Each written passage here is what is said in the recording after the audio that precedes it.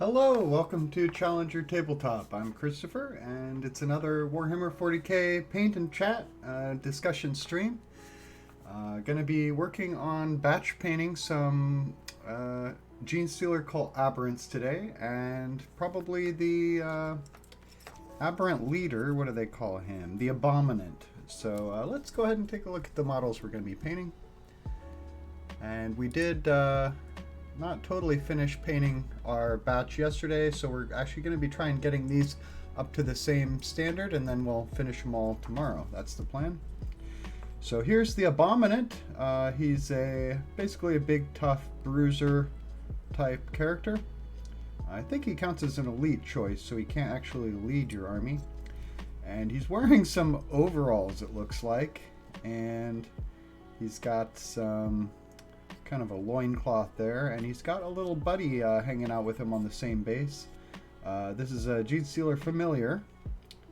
And I'm going to be painting them both in kind of the same colors, so no problem. And let's look at the Aberrants. And this second squad I'm going to be painting is armed with the power picks. So here's one. I did add a third arm to all of them, so I don't have any two-arm boys here. Use the third arm from a Genestealer there. Let's see. This guy, he's kind of got a double arm on one side already, so just left that. Basically, each one is supposed to have a rending claw and a power pick, so that was part of my decision making. This guy's interesting. He has kind of a scythed arm, and that's straight from the kit. I didn't add that. And this guy had 3 arms already. And here's the leader of the Aberrant squad. He's got a improvised weapon, so it's basically like a street sign that he tore out of the ground that has concrete still stuck to it. Kind of fun. And he does have a hypermorph tail as well. So yesterday I started painting my first batch of Aberrants, and they have the heavy hammers. So I got them up to this level here with the white armor and the pink skin painted. But I haven't done the weapons or pants or loincloth or whatever. So I'm going to try and get this second batch up to this same level, and then tomorrow finish up all 11 of the models. So that's the plan. This is kind of a batch painting technique, so that's why I'm not finishing the first models. I'm essentially going to be doing a batch of 11 models. So gonna try and dive right in here. I did put my paints away, unfortunately, but we'll just get out the ones we need as we need them. And probably won't be needing too many colors since we're just doing basically pink and white today. So I'm getting some of this Screamer Pink. It's what I use for my skin tone as a base paint. And we're gonna be discussing Warhammer Seasons today. So this is a recent announcement that they're going to be producing every 6 months a new season of Warhammer 40k with a campaign book and a bunch of other stuff. So let's talk about it. Kind of a hot topic, as everybody kind of has an opinion about Games Workshop's decisions, since it costs us a lot of money, and sometimes it seems like they're not exactly taking the community's wishes to heart. And of course they're gonna do what makes them money, so let's get into it. So we've already had the announcement recently that every 3 months we're going to get a balanced data slate, which is going to update point values and army rules to some extent. Well, I went a little too thick on the paint on here. I better try and wipe a little bit of that off. It is very watered down, so it's not going to stay looking this thick. It'll actually kind of reduce as it dries, but I did go a bit overboard.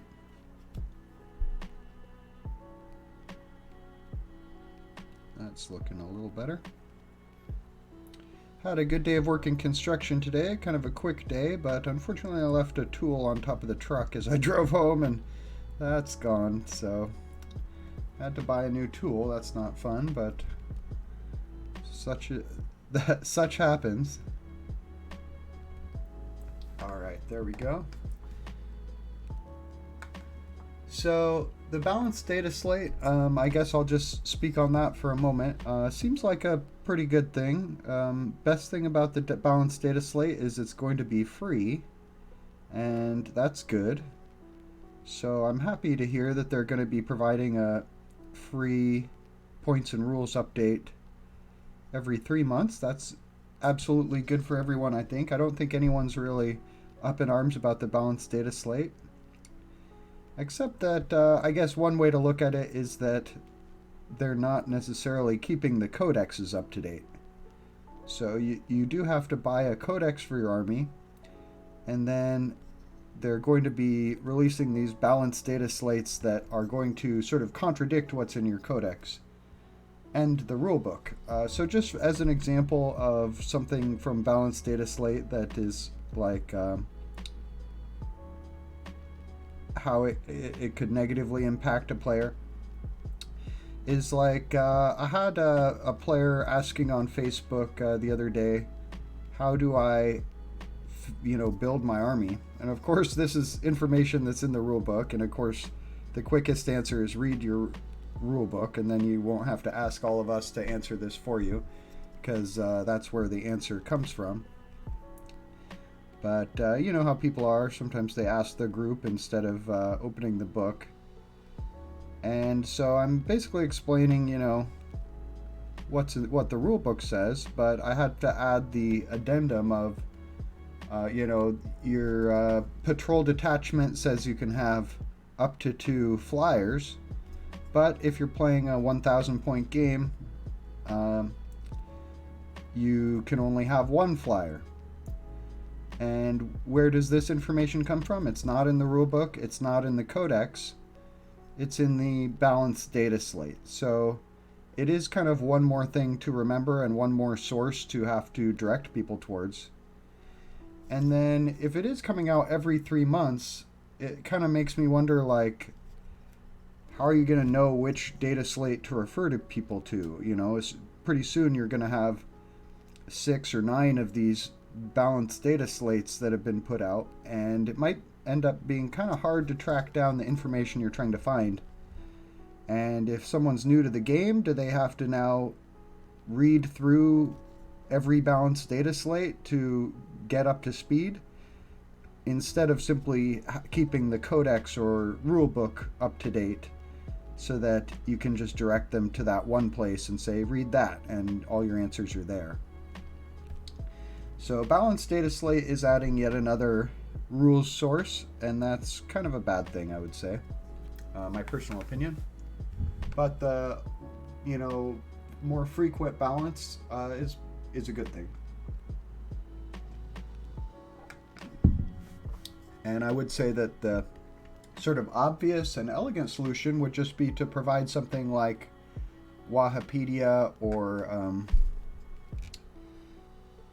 Battlescribe, which is free and updated frequently, and just have everything in that one source. But of course, Games Workshop seems to be very stingy about what they're willing to provide to their community for free. In a perfect world, they would just sell the models and give us all the rules for free and keep them updated and provide them all on, say, a website and an app that worked, and not charge us for either one of those because their business is selling the models. But of course, Games Workshop is looking forward to a future where model sales disappear in the face of 3D printing, and figuring out what can they still sell that people can't 3D print. And clearly one of their ideas is that they're going to be selling us rules. And I'm not very excited about that. It's hard to get excited about that. And it doesn't seem like the only way. So I guess that's my thoughts on the balanced data slate. So what's going to be in Warhammer Seasons? Warhammer Seasons, they're talking about having them come out every 6 months. And if you've been following Warhammer for a while, you've already been seeing something basically like what they're going to be doing, which is the campaign books. So I don't know exactly how long they've been doing these campaign books, but it seems like a couple years at least now. And the ones that really jump out at me are the Vigilus campaign book. And I didn't exactly check the entire list of all the ones they've made, but I know we also had a Warzone Caradon, and then we had Octarius, and now I guess most recently we're getting Warzone Nachmund. So we've already kind of gotten a little bit used to this idea of the war zones, And that's pretty much what these Warhammer Seasons are going to be, is seasonal war zones. So on the one hand, you could basically, if you're kind of like a casual narrative player who's not creative and doesn't want to invent your own campaign setting, you could basically just use these war zones as your campaign setting. And if you're that style of player, you'd probably be happy with this, because it means they're going to be keeping those fresh and coming out frequently.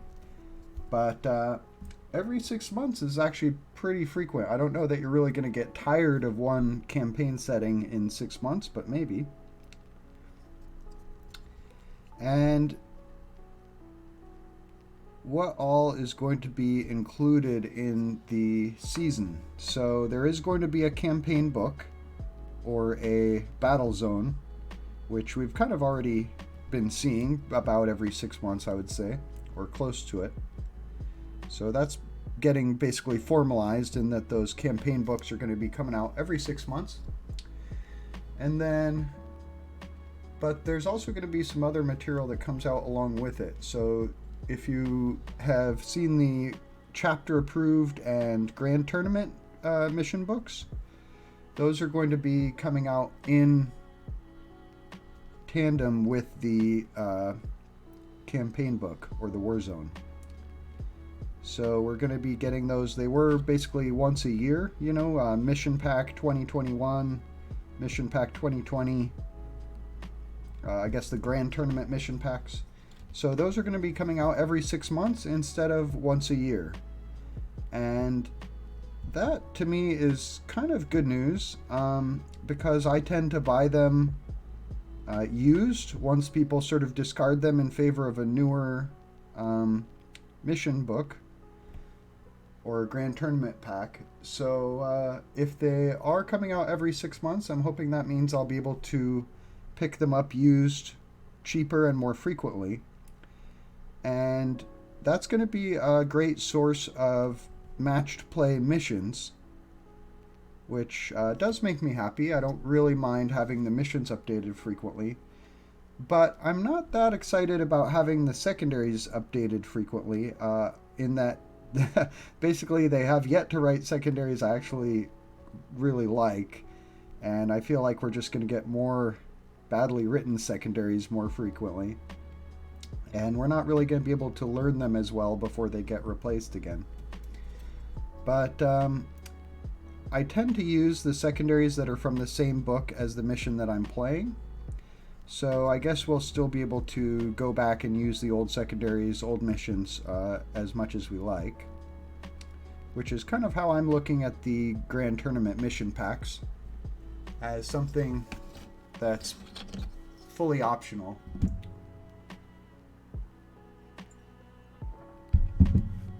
And along with that, I guess they're continuing with the Munitorum Field Manual or whatever that has the point updates printed, which seems kind of unnecessary to me. But I guess they don't want to assume that everybody has access to the internet to go look up points there.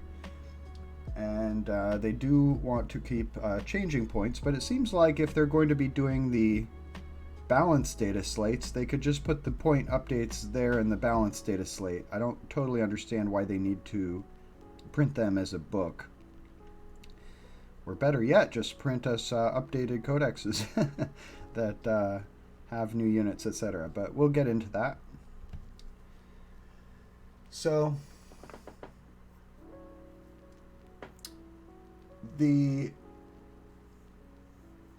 I guess I'll just go through the other things that will be there. There's also going to be a Crusade mission pack. So that's interesting that they're coming out with a Crusade mission pack and a Grand Tournament mission pack as separate things. Crusade does seem to be taking off, although I'm kind of ambivalent about it. It seems like some people must be enjoying Crusade, and a lot of people, I think, see it as, if you're going to play narrative 40k, you've got to play Crusade, which is kind of weird to me, but I get it. It's seems like it's intended to cater to narrative players, just not exactly my style of narrative play. So the campaign books that are going to be coming out are going to continue to have new army rules, including an Army of Renown and a Codex supplement. So we've been seeing these Armies of Renown for a while now, and they're very much like the 7th edition Specialist Detachments that I think we all were celebrating going away. I'm not a fan of Armies of Renown. I feel like it's kind of a half-assed way to patch the Codex or rebalance it by basically buffing one exact army build, which is not the proper way to balance a Codex, in my opinion. Generally, the Armies of Renown don't cost any extra points, but they give you a ton of extra rules and benefits. So I think that just kind of flies in the face of the whole idea of points being your system of balancing everything. But we have seen now where you are spending points to build your army, but also command points now. So you'll be giving certain characters a buff that costs you 1 command point, for instance. And so they're already starting to blur the line between points and command points, which I also think is a mistake. But so be it. So about these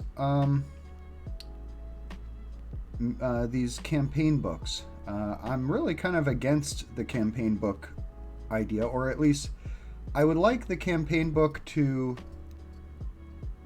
include missions and stuff for the battlefield and narrative stuff and lore and fluff, and to kind of take the place of I would like the campaign book, honestly, to take the place of the Grand Tournament books and the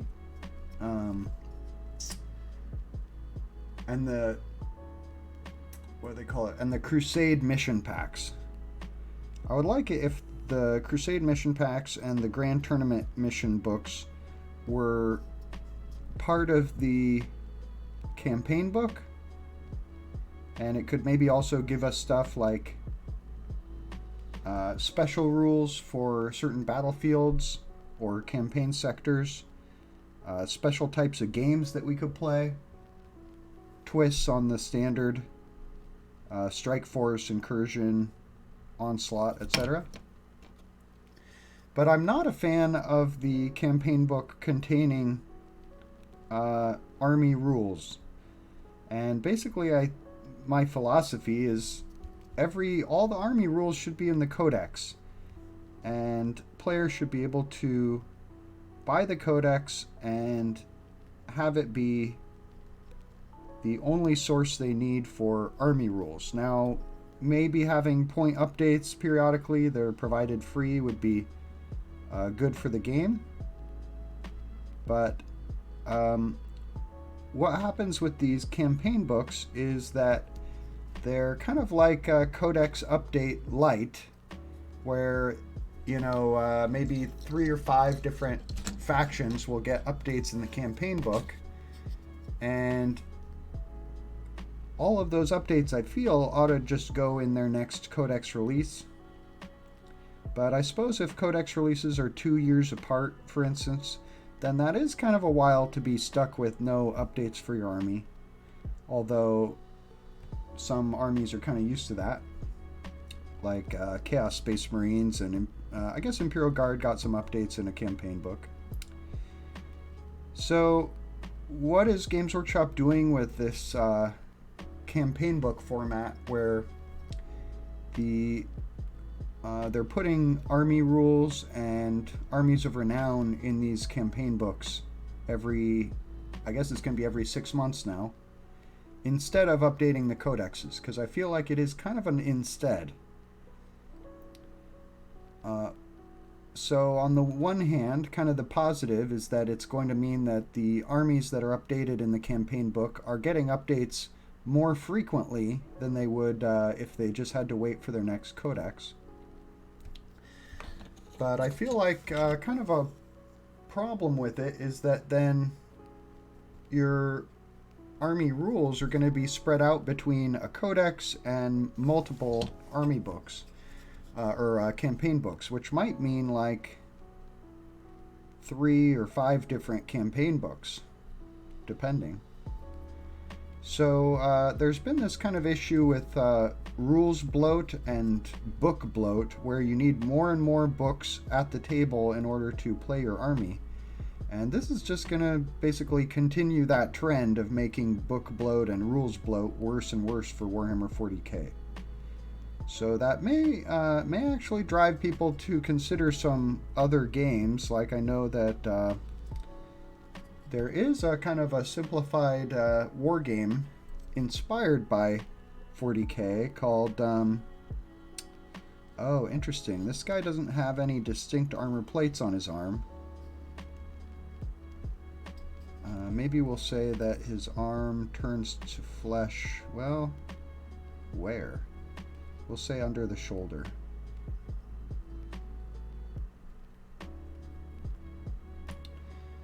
So I can understand it from like a Games Workshop financial point of view, where currently if you're just selling codexes, you're going to update each codex about every 2 years, and then what percentage of your community is going to buy that codex when it comes out? You know, only the ones who play that army. So if you figure that basically, I don't know, I think there's over 10 different armies in 40k, but let's just say for matter of argument, 1 out of every 8 players plays every army. So you come out with a new codex, 1 out of every 8 people in your customer base is going to be buying that new codex. But if you come out with these campaign books every 6 months, and each one contains rules for, say, 5 different armies, then theoretically every player who plays any of those armies is going to want to buy your book in order to have the most updated rules for their army. So say that if you're got 5 different armies in your campaign book, maybe half of the community is going to want to buy that book. And I guess for matter of argument, say that you provided some rules for every single army in a campaign book. Theoretically, every player needs to buy it. So instead of producing a book every 2 years that 1/8 of your community needs to buy, you're switching to a business model where you sell books every 6 months that somewhere between half or 100% of the community needs to buy.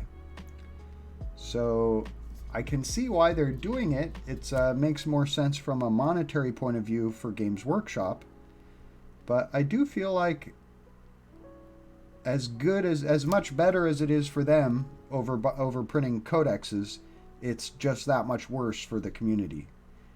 And so my main arguments are the rules bloat, having to have more books at the table, having to buy more books in order to play your army, and the sort of confusion factor of knowing where to find the rules that you need. Like if you have a new player and you're like, okay, buy your codex and you're set, versus now you're going to be saying, well, you're going to need your codex and you also need to get these 3 army books that all have rules for your faction. That's kind of confusing, and it's intimidating and it's expensive. So I don't feel like having rules spread across multiple army books is good for the players. I think it's straight up bad for the players. Except that you are getting those updates more frequently, so potentially that could lead to better balance. But the reason why I'm not sure it will lead to better balance is this. In order to get players to want to buy army books or campaign books that have extra rules for their faction, you kind of have to make those rules really good. Because if a player's saying, well, my army plays fine, okay, there's a few stratagems in here, but I don't need them, then they might skip buying the book. And you can get around that by making the rules in the army book so good that players don't want to miss out, or feel like they can't afford to miss out on those extra rules or extra, armies of renown. So as an example, I would put forward the Crusher Stampede for Tyranids. Tyranids players have been basically complaining that their codex is kind of out of date and not super competitive, and Games Workshop released the super powerful Crusher Stampede Army of Renown, and I think they did it in a one of these Warzone type books. So Crusher Stampede, being an army of renown, gives your Tyranid Hive Fleet army a bunch of extra rules for no extra points. You pay a command point, you build a certain kind of army list, and instantly you get all these new special rules on your units without the actual units themselves costing any more points. And we're talking super powerful rules like -1 damage across the board on your monsters, 5-up invulnerable save for free.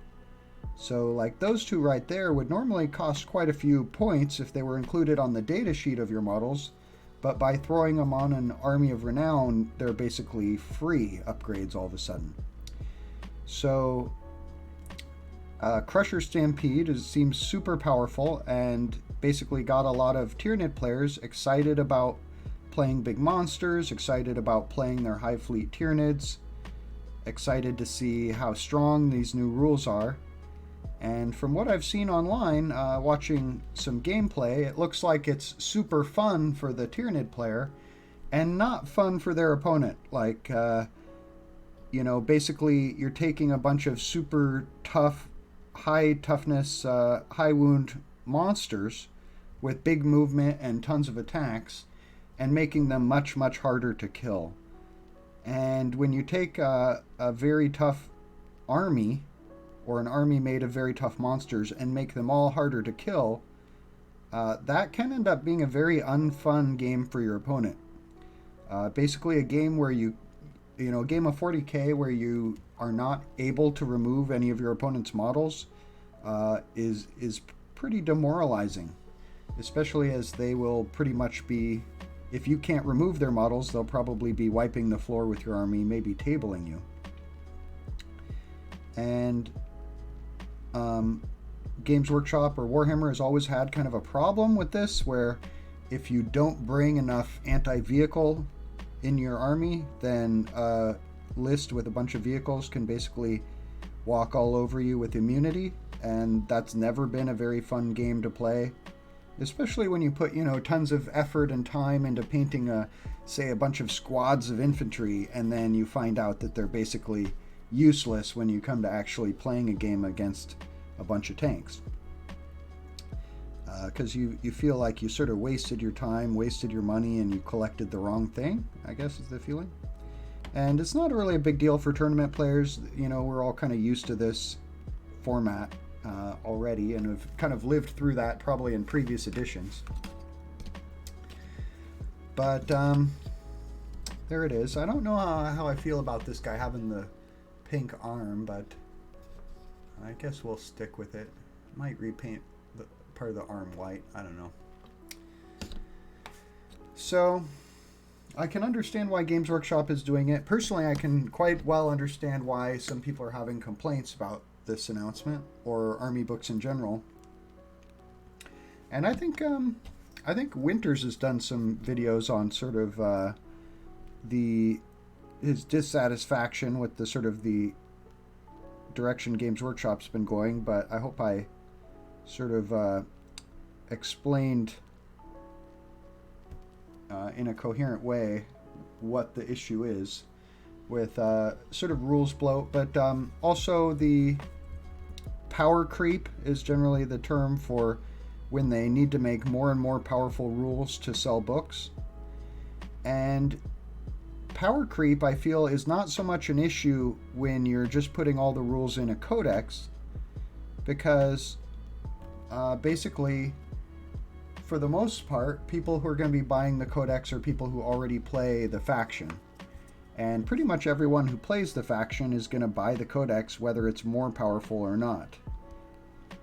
And with the codexes, I would say that the sort of route that they've been going is for more complexity, making the special rules for each faction more and more complex in recent codexes.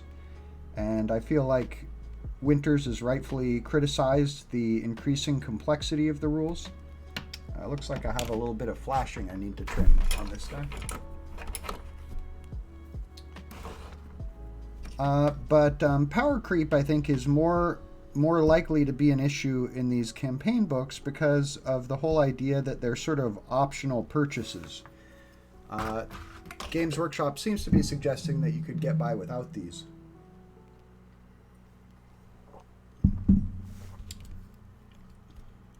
But by putting very powerful special rules, very, I'd say, overpowered armies of renown, for instance, in these campaign books, they're basically using the power of the rules that they're putting in them as a selling point.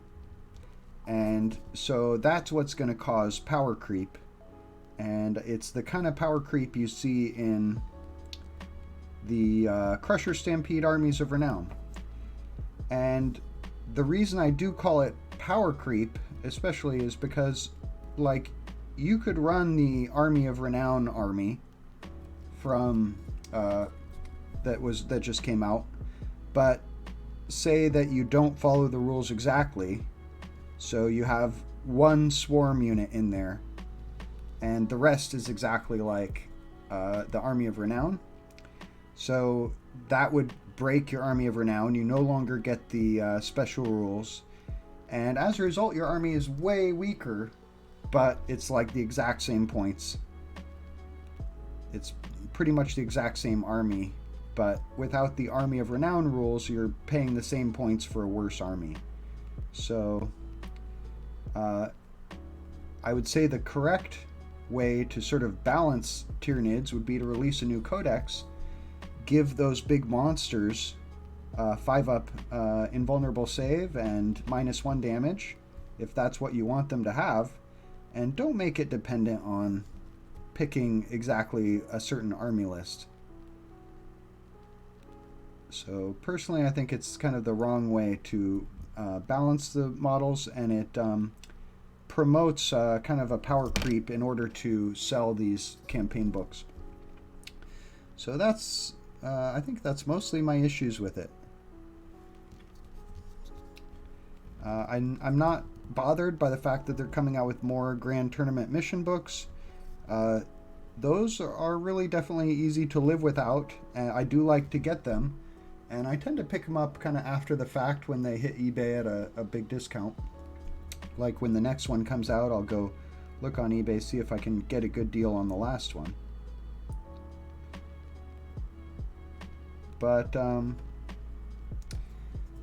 ironically, putting out all these campaign books, having your army rules spread between 3, 4, 5, 6 books is going to drive people to use Battlescribe and Wahapedia, who do such a great job of consolidating all those rules into one place, which is what's really called for. So I find it interesting that Games Workshop basically doesn't like these third-party services organizing their rules and information for the players at no charge, but the way that they're releasing their rules and information makes it pretty much a necessity. So I find that kind of ironic. When your rules are spread out between 4 or 5 books, it's going to become much more tempting to tell new players, just get Battlescribe, everything will be on there, or just look on Wahapedia, which is the Russian website which consolidates Games Workshop Codex and army information on a website for free, I have to say it's kind of almost criminal that Games Workshop doesn't have something like Wahapedia provided free to the players. Instead, they think that instead they think it's a good idea to sell the rules to the players, and that's their business.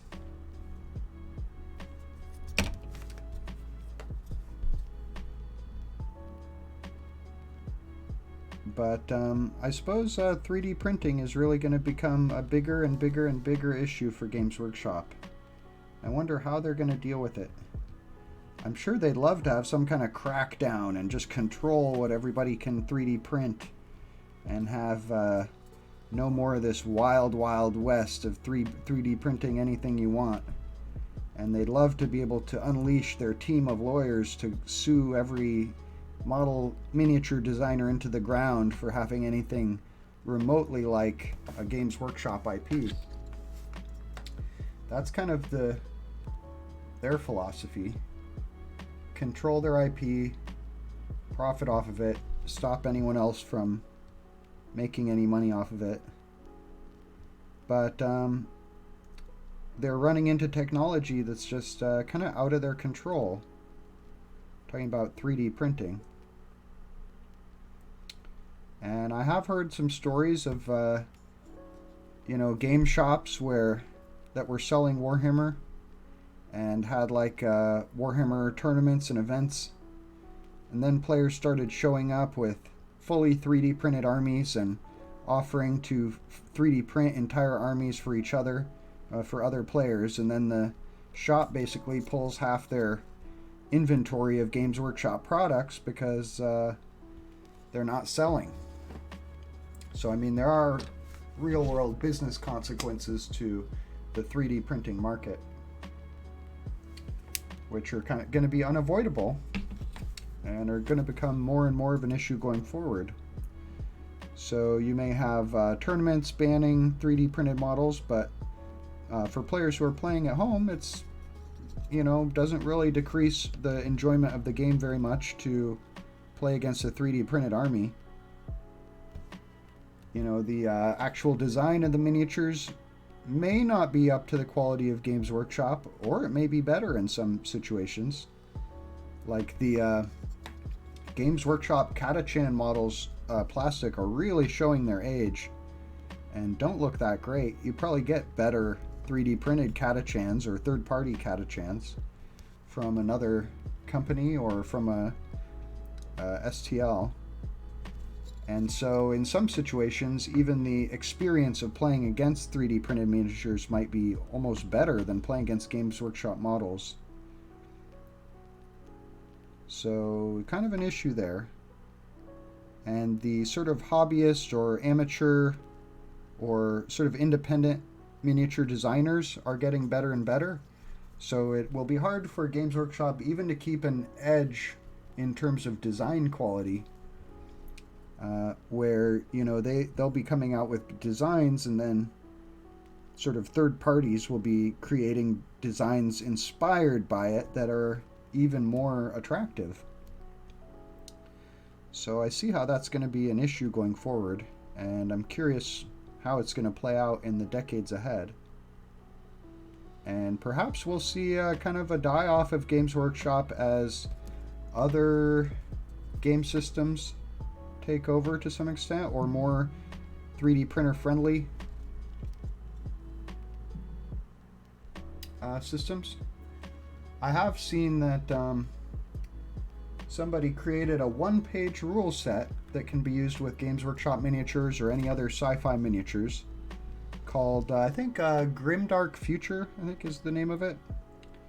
So basically it's a wargaming rule set that is much simplified over Games Workshop, so easier to learn, easier to play, more user friendly, I guess, or at least noob friendly, and kind of miniatures range agnostic, so very 3D printer friendly.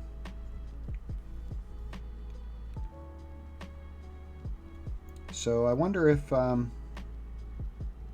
wonder what's going to happen in the future with players who are 3D printing, if they're going to gravitate to new game systems, or perhaps Games Workshop will reinvent itself in a way that makes it friendlier to third-party models and 3D printed models. That would be a shock. Can't see that happening. They seem like kind of the Darth Vader style company that will simply tighten its grip no matter how many more star systems are slipping through its fingers.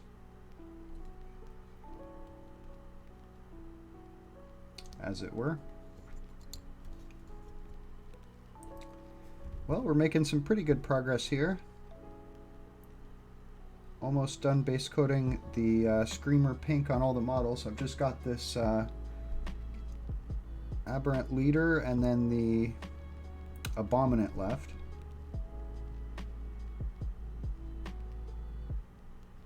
Feeling kind of ambitious to include the Abominant in this batch that we're painting today, but we'll give it a go. Just got to remember we're only doing 2 colors, pink and white today, and we'll get through it. My batch painting philosophy is basically power through.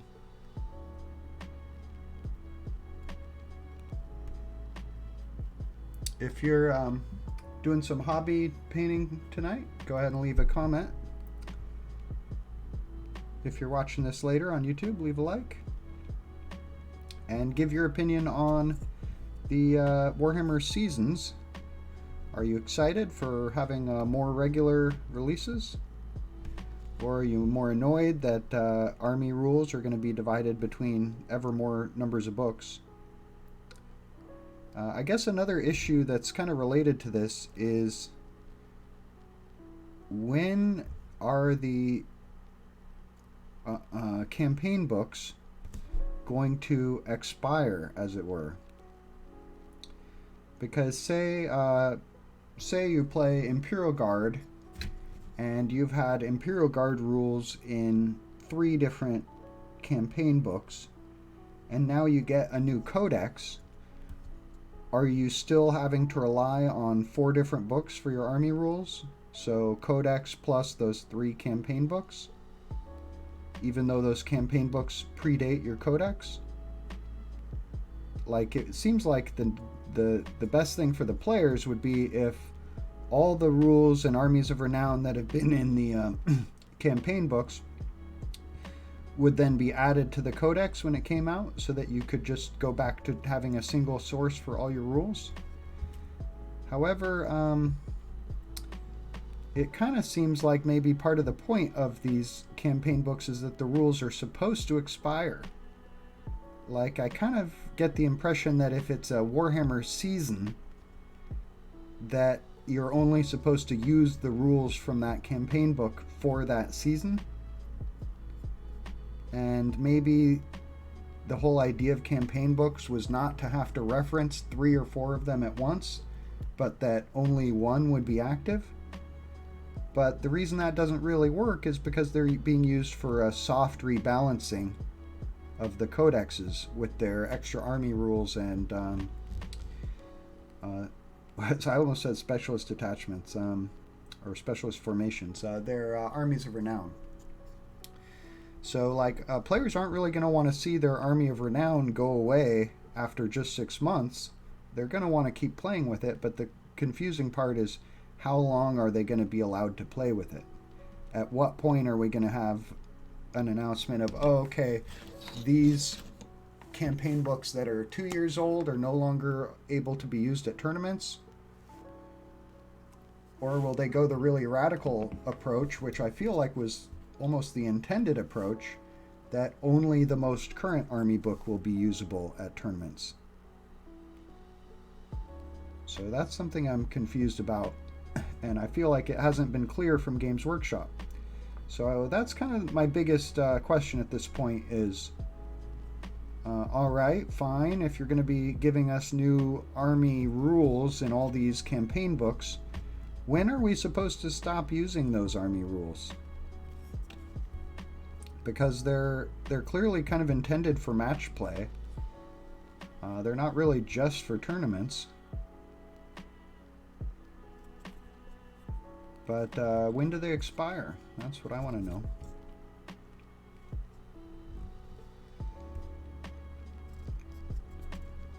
Well, painting the Abominant now. The big bruiser for Genestealer Cult. Zara Kane said this guy's kind of like good for distraction. So big and scary that can really draw a lot of your opponent's attention.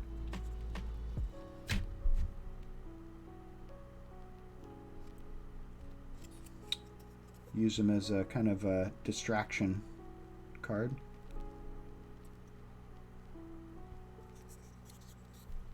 Very much looking forward to seeing what this guy can do on the table, especially combined with a Biophagus.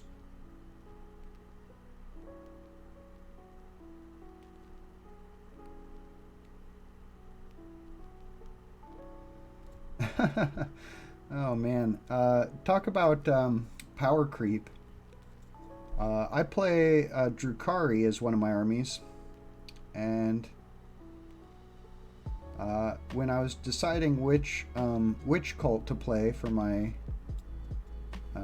army, I sort of read through all the rules and was kind of trying to figure out like which cult do I like the rules for the best. And I actually settled on the Cult of Strife. This was with the previous codex. And then the new codex came out, and I would say, again, Codex of Strife seemed like the strongest. And I wasn't planning to change. I was going to stick to the one I'd already picked regardless. But it was kind of nice to be favored with good rules for Cult of Strife. So they were kind of already the best as soon as the new codex came out, in my opinion. And then we got a campaign supplement that had extra rules for Cult of Strife and not for any other witch cult. So that just seemed crazy to me. You're basically going to give more powerful options to the best witch cult, and they're the only ones who are going to get any new options at all. And once again, I would say it was a case of power creep to sell the campaign book, where the extra rules that Witch Cult of Strife were getting seemed too good. Like almost too good not to get the book, if you take my drift. So I really don't think that these campaign books promote the writing of balanced rules, because it seems like they're trying to use the power of the rules to sell the campaign book, and therefore that motive goes directly against the motive of writing balanced rules. And in the case of armies that really need an update and are like really underpowered at the moment, it's a bad alternative to giving them a new codex, because either you're only going to buff one sub-faction, or you're going to buff an army of renown, but it's not going to solve the sort of problems with the codex. I guess what I was trying to say earlier is, like, in the case of the giant, powerful Tyranid monsters, it seems like the reason that we got a Crusher Stampede Army of Renown is because the Tyranid monsters were not powerful enough. But creating an Army of Renown that makes them more powerful doesn't solve the problem that they're not powerful enough. It only solves it in the context of people who take the Army of Renown. So your average Tyranid player is still suffering with monsters that are probably too many points for what they have, for the abilities they have. And the only people who are benefiting from the fix are the ones who run the Army of Renown. So I just don't think that's an elegant solution. The better solution would be to give them a codex update.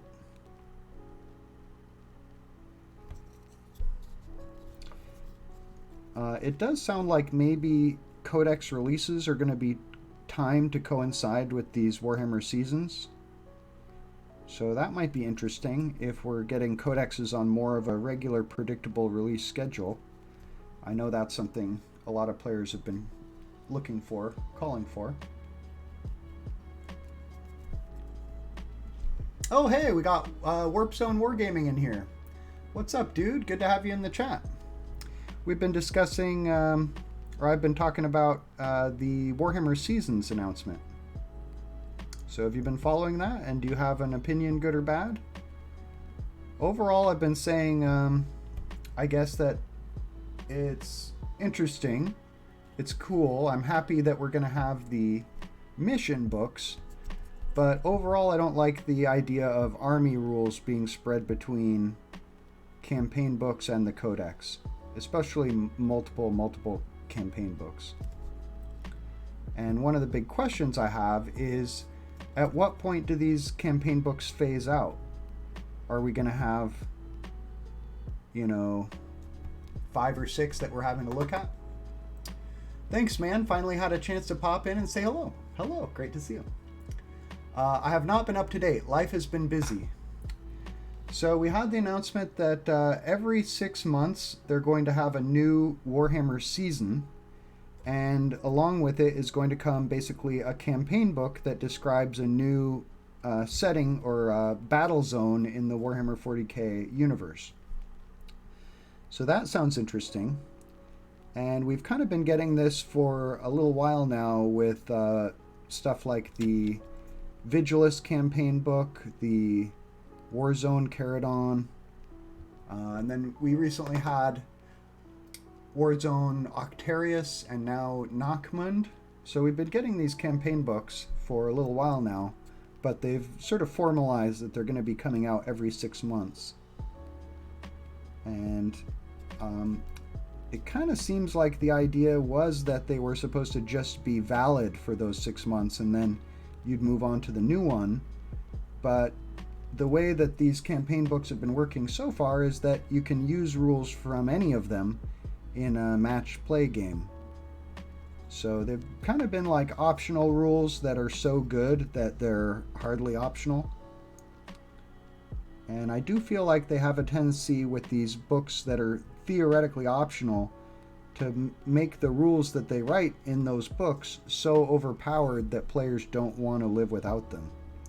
So it kind of contributes to rules bloat and book bloat, where we have more and more places that we have to look to find the rules, and you have to carry more and more books to your game table. And also that kind of the rules are going to get a little more and more overpowered as they have to make them good enough that you want to buy the book. Those are kind of my analysis of the best criticisms. But it will be nice to have constant game updates, and it will be kind of fun to have something new to look forward to.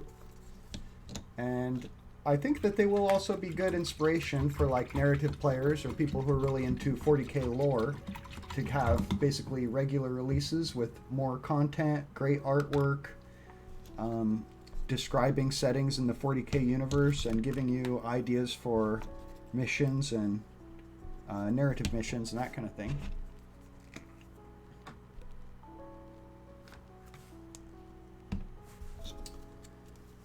I'm just gonna paint this one guy's head, and I'll take a look at my notes and see what I've left out that I was planning to talk about.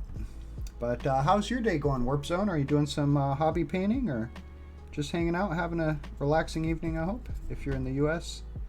It's getting pretty late over here. It's 8 o'clock on the West Coast. Very dark out.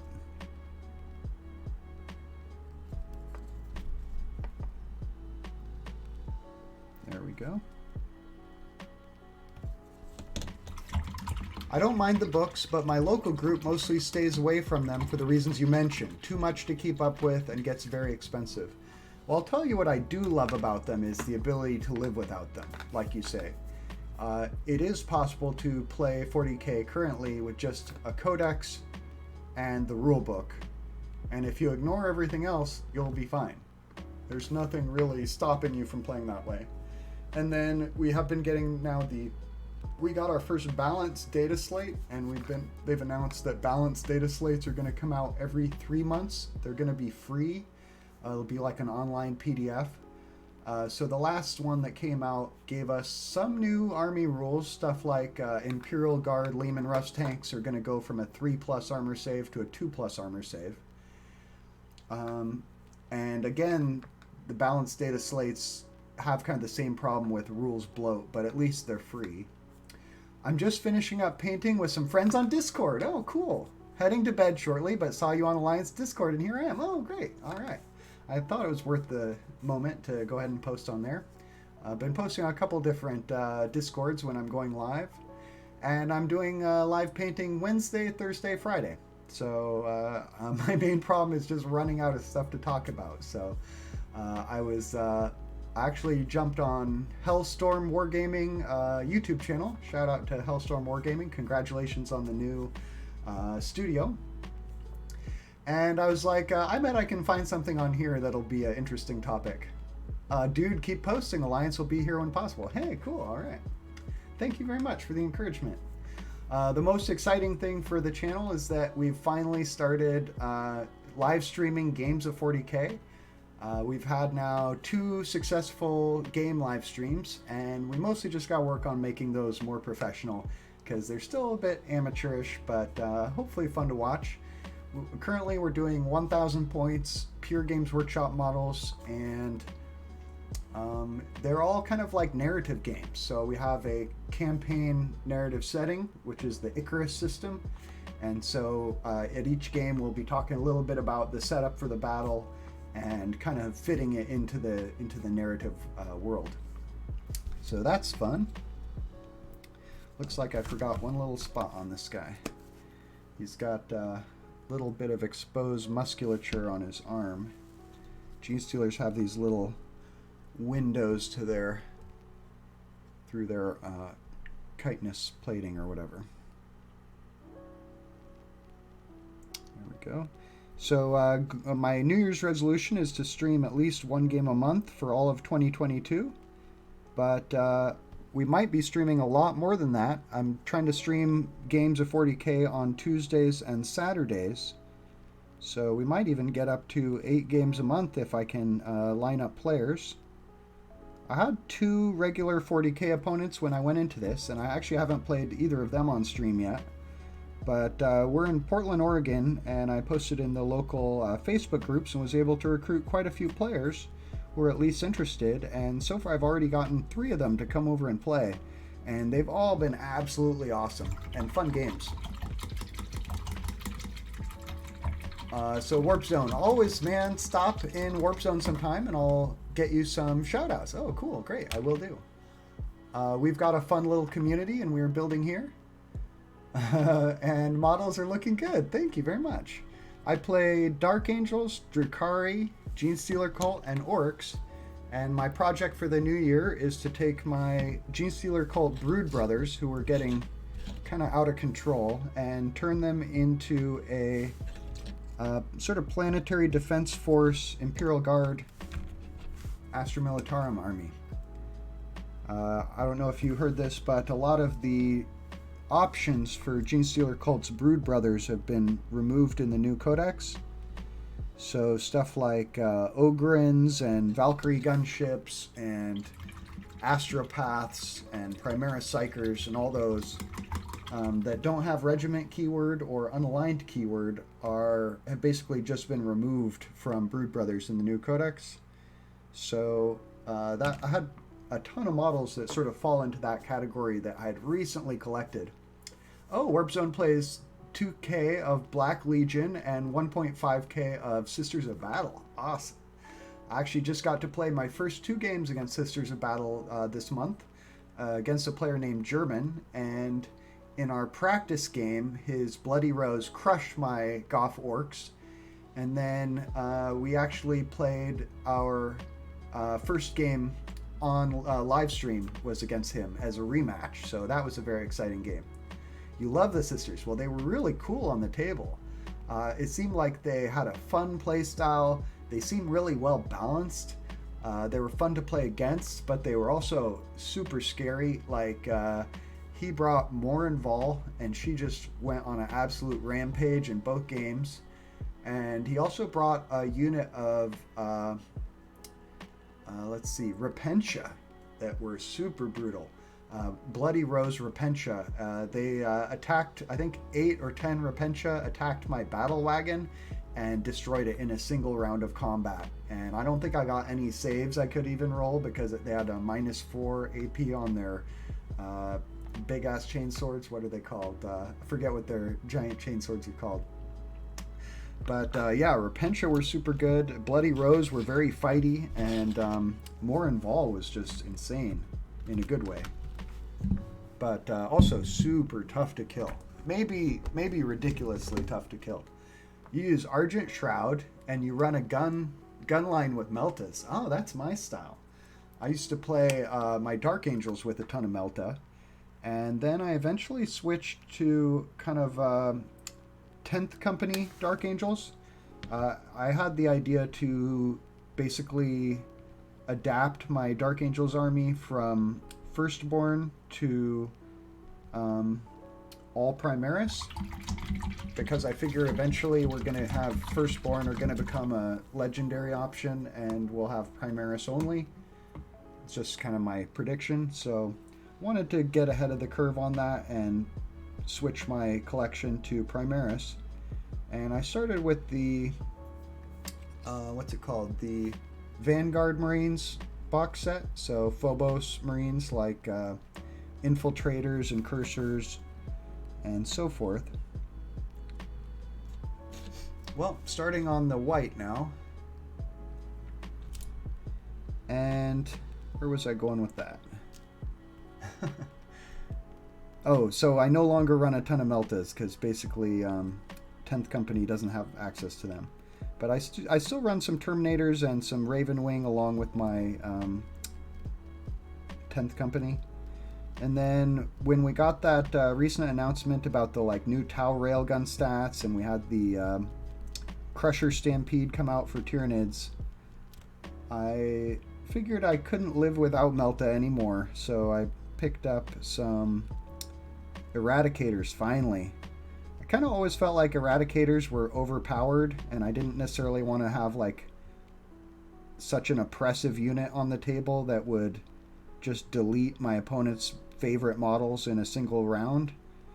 But now I'm seeing that basically these kind of super powerful units are going to be more common for every codex, so I don't have to really feel as bad about running Eradicators anymore. Plus they've gotten some balance tweaks and point tweaks, and hopefully they're more fairly pointed now. But I think they're going to be way better than my Eliminators with Las Fusils. Those have previously been my anti-tank, and they've basically fallen short in every single game. Players seem to be kind of scared of them, but they also have no problem shooting them off the table. Even with their 1-up save and in light cover, it doesn't ever seem to be enough,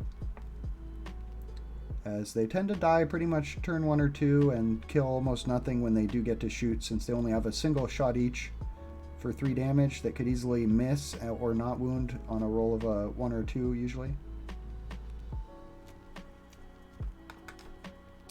But I used to run basically a Ravenwing fast attack army with a bunch of Melta. That was kind of my style when I played Firstborn.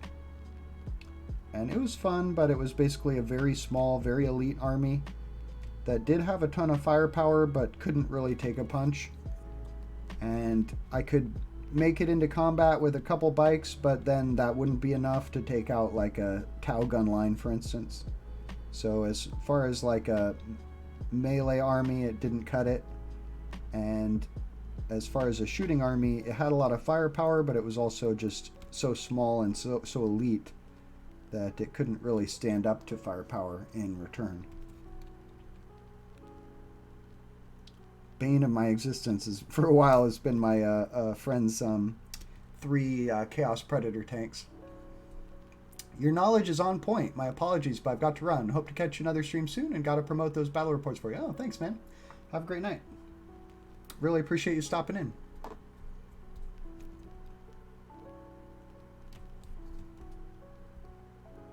Always awkward when you're gonna leave a live stream. You're like, oh god, I hate to go. Sorry. It's funny. It's almost like you're sitting in the audience watching somebody in a room, and you're about to get up and leave, and they're gonna be alone. I always feel like I need to almost apologize or give a warning when I've been chatting and I'm gonna leave. Might be part of the reason live streams tend to have like a longer view duration than videos on YouTube or whatever. It's no pressure to stop watching a YouTube video. Not gonna hurt anyone's feelings. Have a great night. Excellent stream. Hey, I absolutely appreciate it.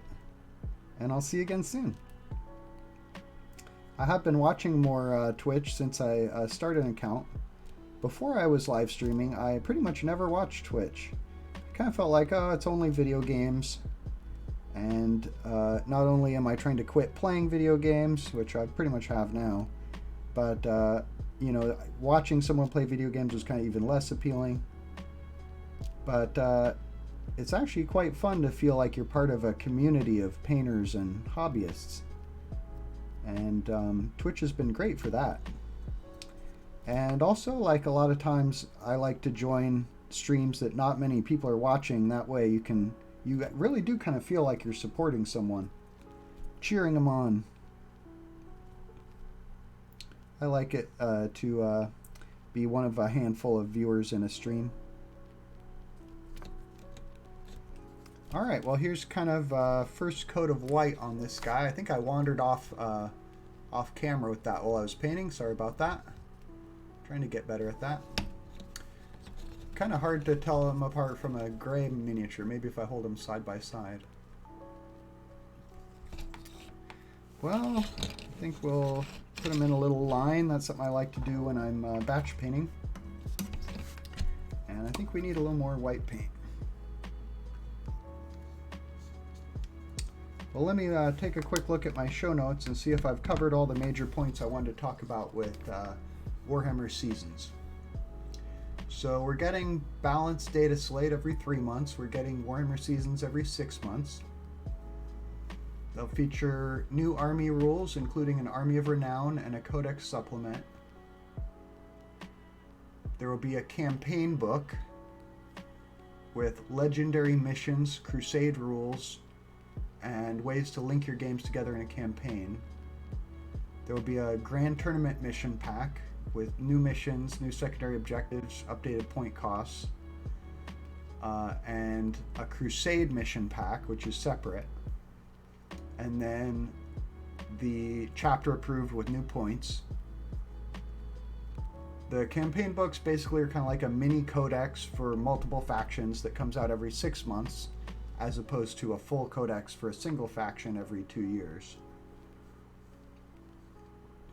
Bad things about it, so I feel like the material that's in it, in the campaign books, that's army specific, belongs in a codex, not a campaign book.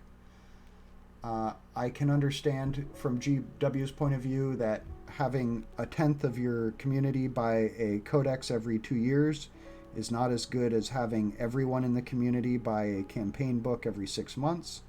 So I get why they're doing it. I think it's going to drive more people to use Battlescribe and Wahapedia because of the rules bloat and the book bloat.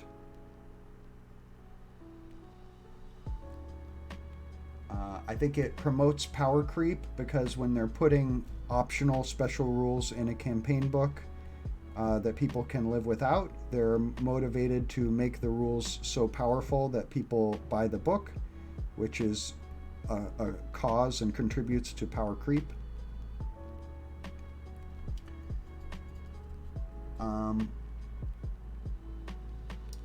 One thing I didn't mention is that there is kind of another issue with these campaign books in terms of like being able to ignore and not use them, because kind of the whole idea that they're optional and sure they're allowed for match play, but that you could live without them. If you try to kind of ban these campaign books in your local group, you're going to have confusion when it comes to players getting their rules off of websites like Wahapedia or off of Battlescribe. If Battlescribe includes the rules for all of these campaign books, then players who don't realize that the rules that they're using from Battlescribe are part of the campaign book, basically it's just going to be like one more thing to have to know. And most players are not going to be able to keep track of that. So it's very hard to actually ban or restrict these because players won't realize that they're using rules that are from them when they're using Battlescribe. I guess that's where I was going with that. And then it, creates confusion of having to know what's current and when are these campaign books actually going to phase out. As if they are used perpetually, then you're going to have to be referencing more and more and more campaign books as time goes by. So the rules bloat, book bloat will really get out of control.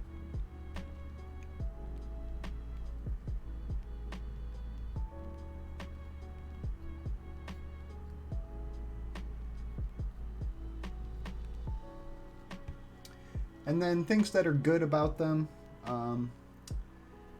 It's nice that we're going to get lots more lore for the Warhammer universe in terms of these different battle zones, and more missions is good. I love that we're getting lots and lots of missions. I think that's going to keep the game fresh and provide, hours of entertainment playing new missions. Updated rules. More updated rules is kind of a good thing because it theoretically keeps the game, has the potential to keep the game more balanced. And at least we're going to be getting the balanced data slate every 3 months, so theoretically we'll have less, armies lagging behind in terms of relative power. Looks like I forgot to paint a few of these guys' elbows. Can come back to that. And I'm not liking the guy who has the one purple arm here. I don't think that looks too good.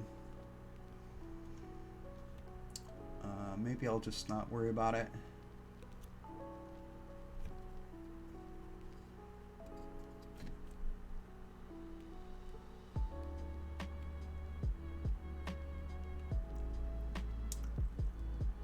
Regular predictable updates are good. I like that they've announced when these are going to come out every 6 months and the balanced data slate every 3 months.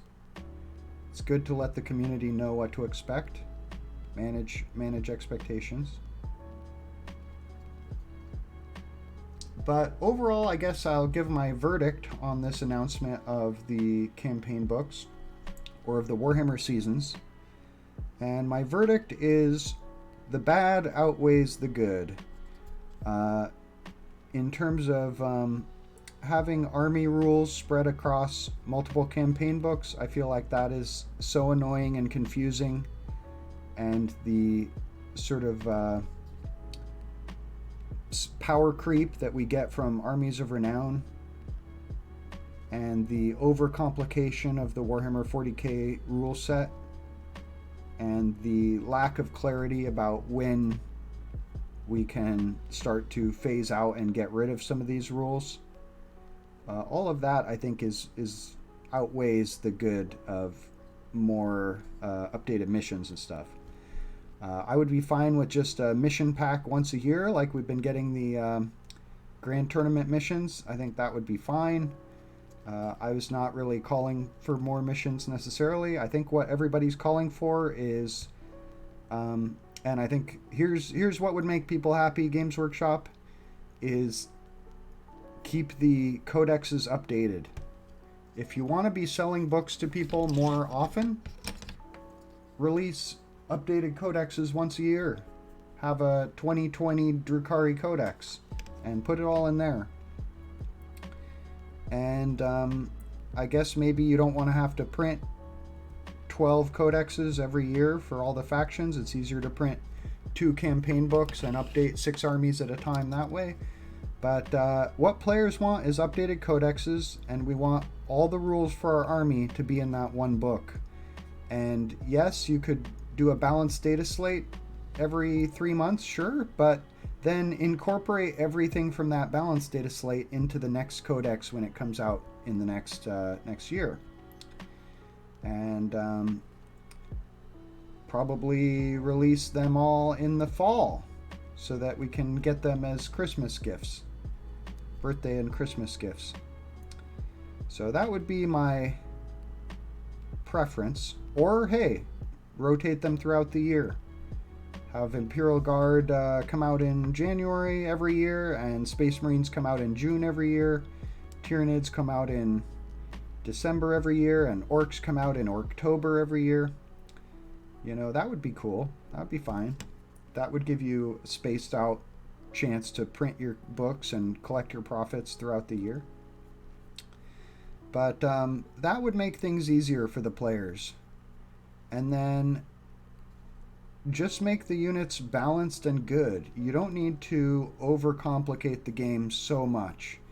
And I'm thinking about stuff like Genestealer cults having to learn rules for deploying with blips and getting two different kinds of crossfire. One rule that's triggered by getting hits and another rule that's triggered by having to draw a line across the unit. It's just overcomplicated. You know, I'm not saying don't have a crossfire rule or don't have, blips, but make the rules simpler. You know, crossfire could just be if you kill at least one model in a unit. Or it could be if you do at least 5 hits, full stop. Gets a crossfire marker. So I do feel like there's nobody at Games Workshop saying, stop, this is too complicated. You know, and they need someone who can do that. You know, part of why the Star Wars prequels were so bad is that no one was questioning anything George Lucas would spit out. And, you know, sometimes you need a naysayer to tell you, you know, when you're crossing the line. And as it is, it seems like the only people who are able to fill that role is the community, who, you know, will have mixed opinions on something like this and have to go through the process of explaining their reasons why. It would be nice if there was someone at Games Workshop who kind of understood the complaints of the community and had the power to stand up to the people who are arguing for how they can make more money by selling more campaign books. You know, we need someone there at Games Workshop who can say, well, that's not what the players want, and has the power to say no, you know. Because I feel like seems like the motivation for some of these decisions is just the amount of money they can make and increasing revenue. And for instance, you know, I think we saw the push to get everyone to switch to a Warhammer app instead of using codexes. And then, of course, they wanted to put a monthly subscription on the app, which, you know, kind of ruins the whole point from the customer point of view of why you would want an app, because theoretically an app doesn't require you to print codexes, so you're not printing books, so it should be a lot cheaper for the company. So why do we need to pay $5 a month for the app? And I guess they tried to throw in more features and animations and stuff to make it worth it, but it seems pretty transparent for anyone who's been around the last 10 years that the steps to infinite profit for a company are to make an app or a service with a monthly fee, and then get everybody hooked on it, and then keep jacking up the fee to make more money. So we all kind of saw where this was going, that as soon as everybody was using the app, they were going to raise the price from $5 a month to $10 a month to $15 a month to $30 a month, because who could stop them, you know? And so I think that's why a lot of people rebelled at the outset of being, you know, them trying to force us all to switch to Warhammer Plus to use our army lists. Is that how that worked? I didn't get it, so I don't exactly know what I was missing out on there. But it seemed like the standard playbook of get everybody hooked on an app so that then you can squeeze more and more profit out of them without having to really do much. Oh yeah, I missed a bunch of spots on this guy's arm that I wanted to paint pink. Trying to do kind of a dry brush on these, but my paint is a little wet for that, so not getting the best results.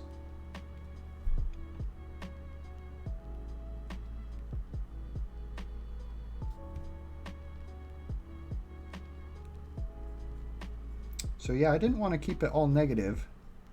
I did want to give some tips to Games Workshop, and I feel like they've heard these tips before. Keep the codexes updated, update the codexes more often, and give attention to the factions that haven't had a codex release in the longest amount of time. Give them the first codex update.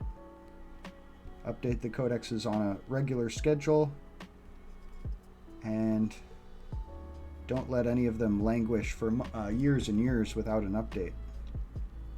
That's what the players want, I think. And keep all the rules in the codex, all the army rules. And I do think there is a way to do something like Seasons with special army rules, I guess, but maybe make them, I just can't really get behind this whole army rules coming out in a separate book periodically. I don't think it's good for the players. It's too confusing. Because they're basically like codex supplements, but for multiple codexes at a time. And unless you play every single codex in the supplement, it's probably not a great deal for you.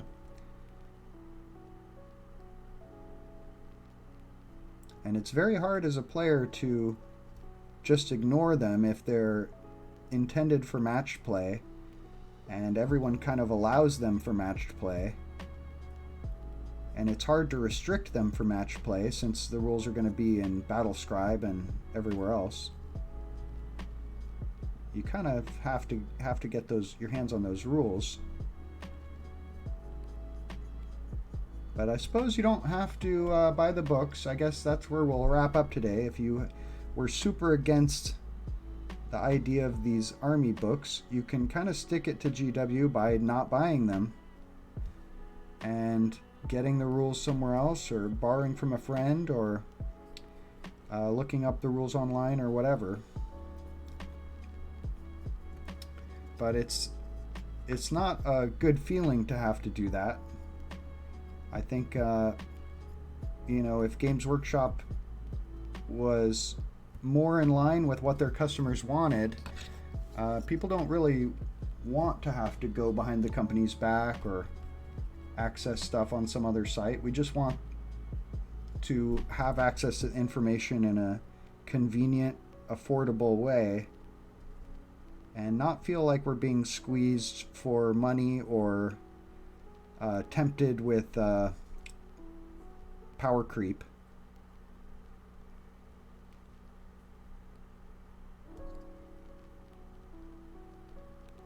I've got to look up what this guy is named. He's like the leader of the unit of aberrants, and I'm sure he has a special name.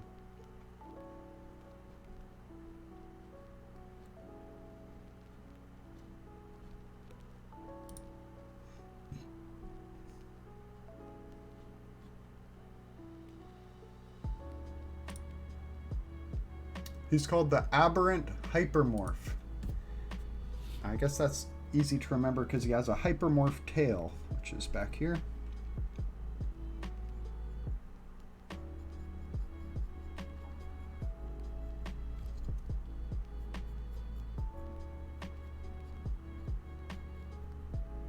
I don't think that's what he was called in the last codex.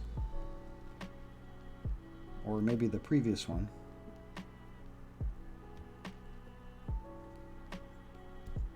I think he used to be called an abomination.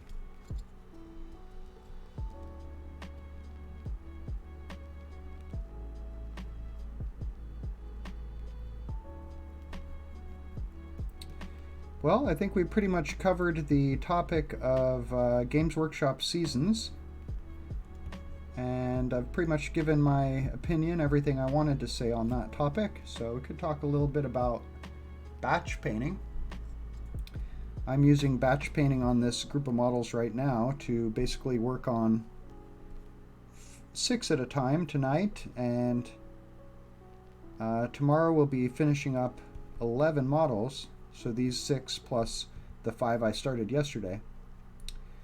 And batch painting is a technique which is kind of a variant of speed painting. It basically makes your painting more efficient because you're not switching colors as often, and you're painting the similar or same details on several models in a row. So in this case, I'm currently painting the white armor chitin on all these guys. I would say at once, but really I'm painting them one at a time, but as a group in a batch.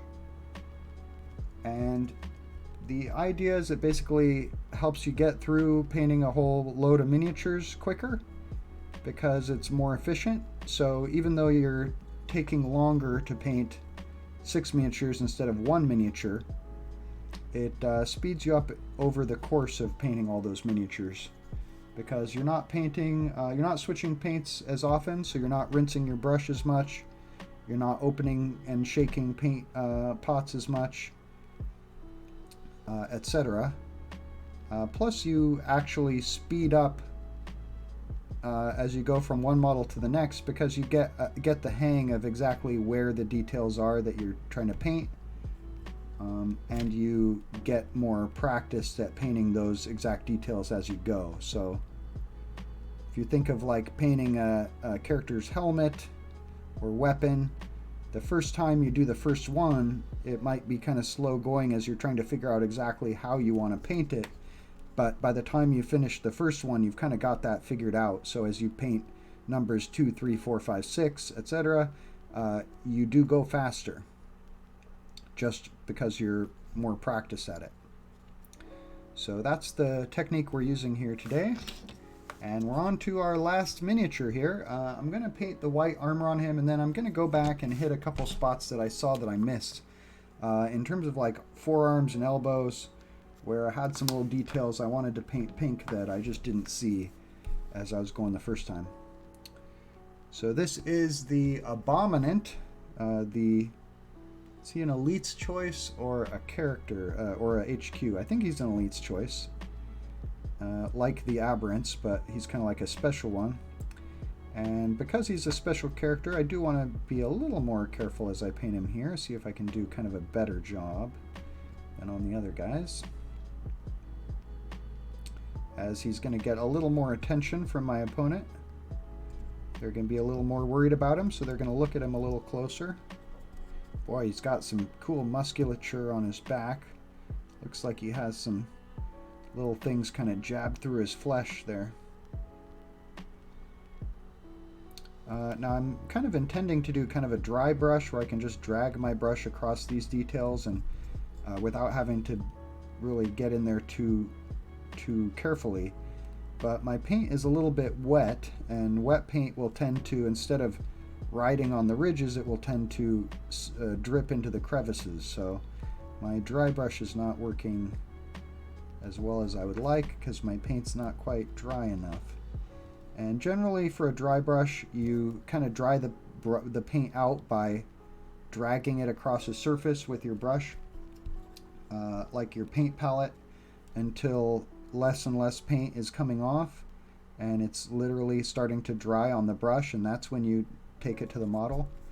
And I'm painting with paint that's actually still kind of watered down, and that's why it's not working so great for dry brush.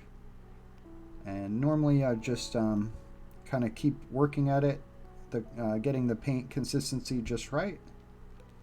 But I'm kind of doing the thing where you kind of paint in a little bit of a hurry, and you don't exactly make all the perfect decisions because you're just kind of trying to get it done.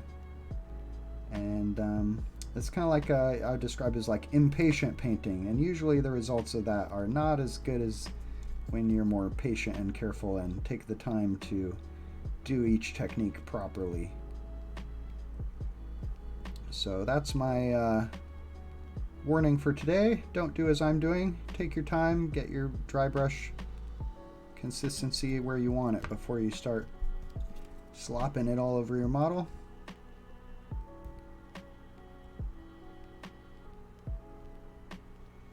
Some of these new Games Workshop models do kind of have the feeling like they were designed on a computer, and that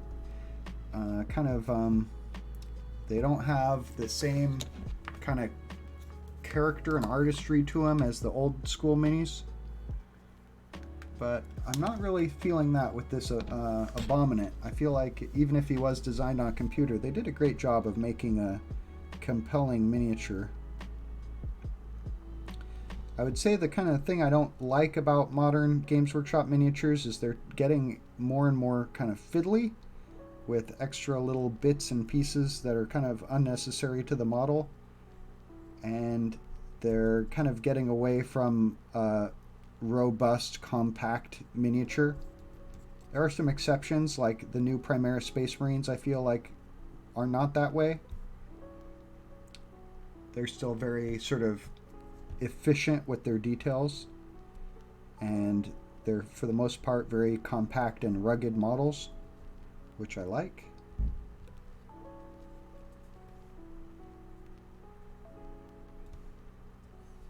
So just like with this guy, for instance, you see he's got like a, I'll have to zoom in for this, he's got like a little he's got anklets and a chain stretched between his feet. And that's just like extra detail that's unnecessary. It's like one more fiddly little chain to paint. And I understand they're kind of doing that to make the model complex and interesting, but at the same time they're adding details that are hard to reach, that are delicate, and you don't really see most of the time when you're looking at the model unless you're peering at it very close. So I'm kind of not a fan of those kind of details, but so be it. He's also got like a little sack on his belt, and he's got his overalls are kind of torn off, and one of the straps is blowing in the wind. And here he's got another chain on his wrist that's come off. So, you know, I could do without some of these details, honestly. But I do love all this complexity of the musculature on his back. I feel like that does look very cool. And is pretty artistic. Well, taking a break to talk and point at the model has allowed my paint to dry out a little more, to where I'm getting a nicer dry brush from it.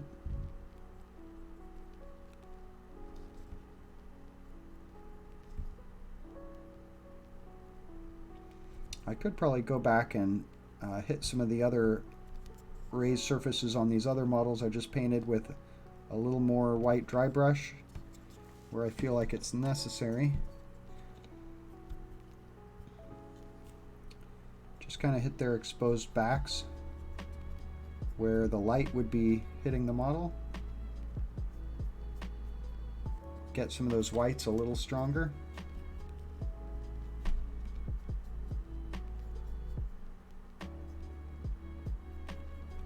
So I highly recommend batch painting if you're painting Warhammer Army. Even if it might seem intimidating to start 5 models at a time instead of 1, it definitely speeds you up. And in terms of like powering through and getting the whole army painted, I feel like it's the best way.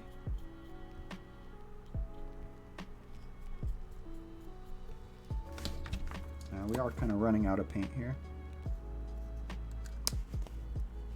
And I'm literally running out of paint in this paint pot. I'm pretty sure I have another White Scar paint pot, so we won't run out, but we're getting down to the dregs.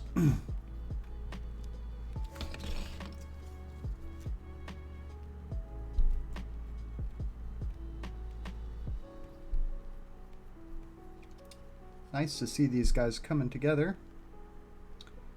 They're almost playable as is like this, but their weapons are still gray, so that's the main thing that's still needed, and their pants are still gray, which really their pants are just going to get like a wash of Agrax Earthshade, and then I'm going to call it good. So we're really closing in on finished on these guys. I think I'll be able to get all 11 finished tomorrow.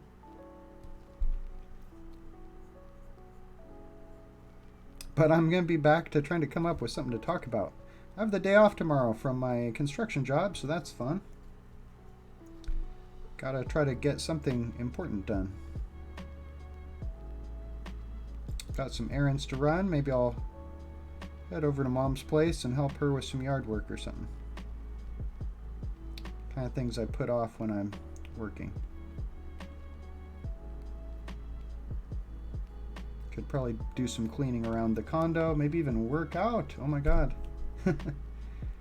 Maybe get some groceries.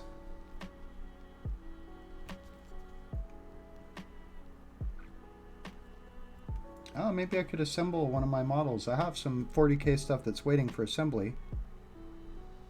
Let's see, there's a Void Raven Bomber for my Drukhari, and also a Storm Speeder for my Dark Angels, my second Storm Speeder.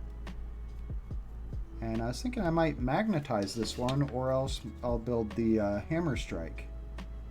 For my first one I built the Thunder Strike, and it served me well, but it can't match the firepower damage output of the Hammer Strike. And the Dark Angels chapter trait is +1 to hit if you're stationary, so the Hammer Strike is capable of hitting on 2s just like the Thunder Strike if it's stationary,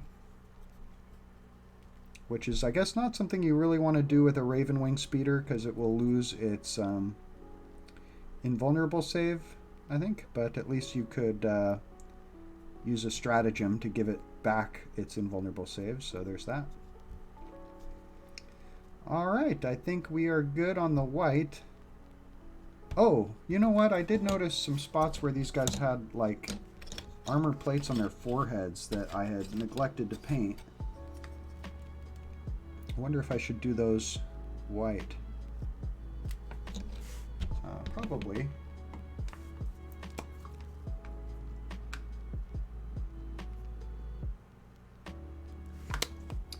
Let's give it a go.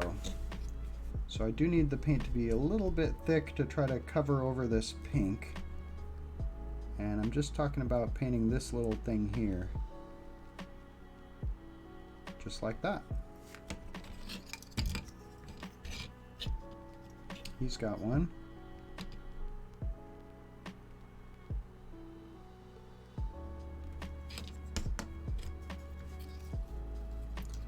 As does he. I think that's all. I don't think all of them have this. Let's check. Oh, he does.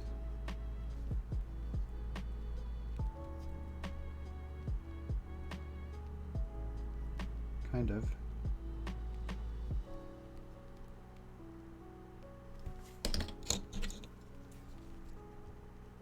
Oh, yeah, he does too. Is this supposed to be armor plate or more like the exposed musculature? I'm not super sure.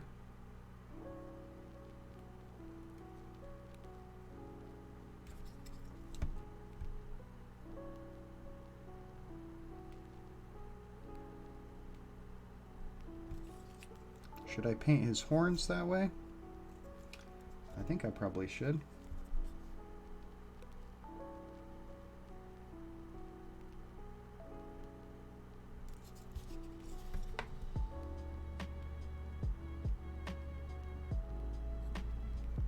Well, there we go. I think that's good enough.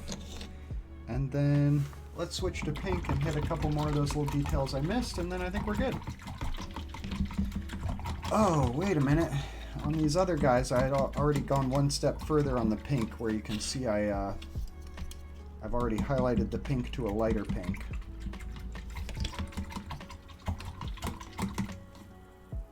I also didn't paint those little forehead nodules on the other guys either. But we could leave that tomorrow. Leave that for tomorrow.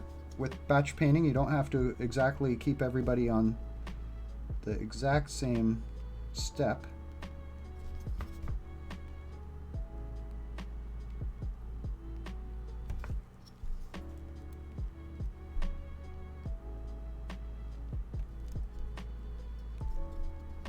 Okay.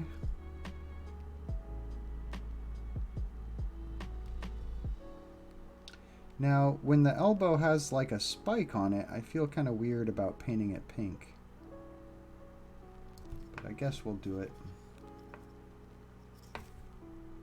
Been kind of going back and forth on that.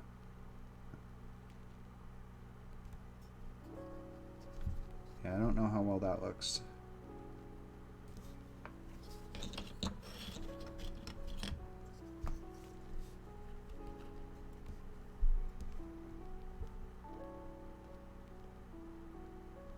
I guess we have more time. I don't have to get to bed early tonight. I could keep going on these guys, but I'm getting a little tired and I'm kind of out of stuff to talk about, so I feel like I should wrap up the stream.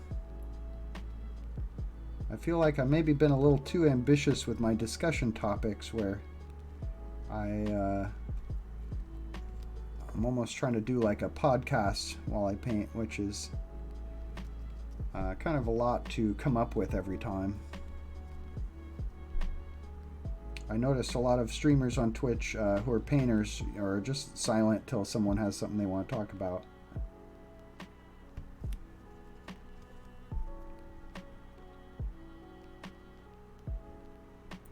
And on the other hand, as far as like, I've uploaded these to YouTube afterwards, trying to, at least talk about something interesting so people have some value they can get out of watching it. But since I'm not really, I don't have time to edit these into, shorter videos, and they're kind of boring, to watch live streams. If you're gonna watch a live stream, you might as oh shoot, I'm probably too zoomed in. If you're gonna watch a live stream, you might as well watch it on Twitch, where you can interact with the person. So I feel like this content might not be well suited to YouTube and may not be very successful on there. So I guess if you're watching this on YouTube and you're enjoying it, leave a comment to tell me to keep doing this, or I may change my approach at some point, depending on how things go.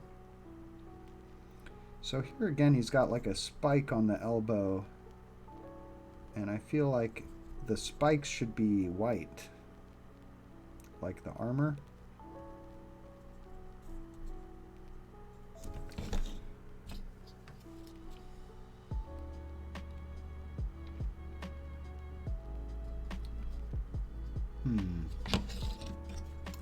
Well, I guess there's no wrong way to paint Warhammer miniatures. That's kind of part of the fun of it. You just kind of figure out what you want to do, and they're your models. You can paint them how you want.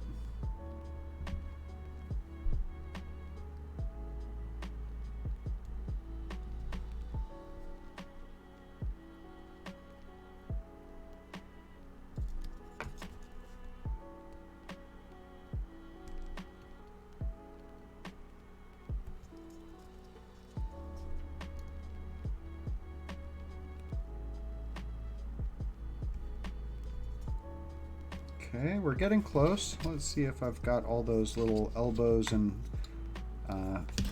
muscles on the arms. Now, I didn't do his elbows pink, and I still don't know if I want to. I think I'm going to leave them white. Well, I did them pink on everybody else. Maybe we will. Let's try it.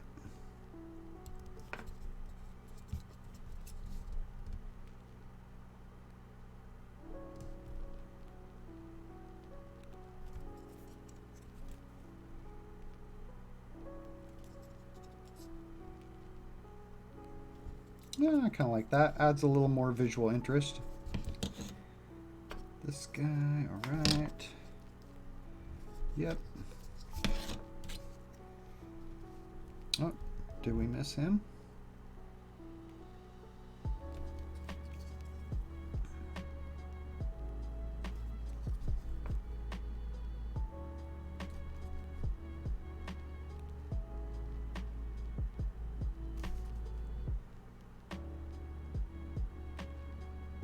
There we go. Oh, hey, we got BS Blunden in chat. Welcome. How's it going? It's going great. I worked construction today, but it wasn't too bad. I did lose a tool, so that sucked. Something I have to buy. The new GSC rules seem very cool, complex, but if you play them well, I assume very strong. I'm happy.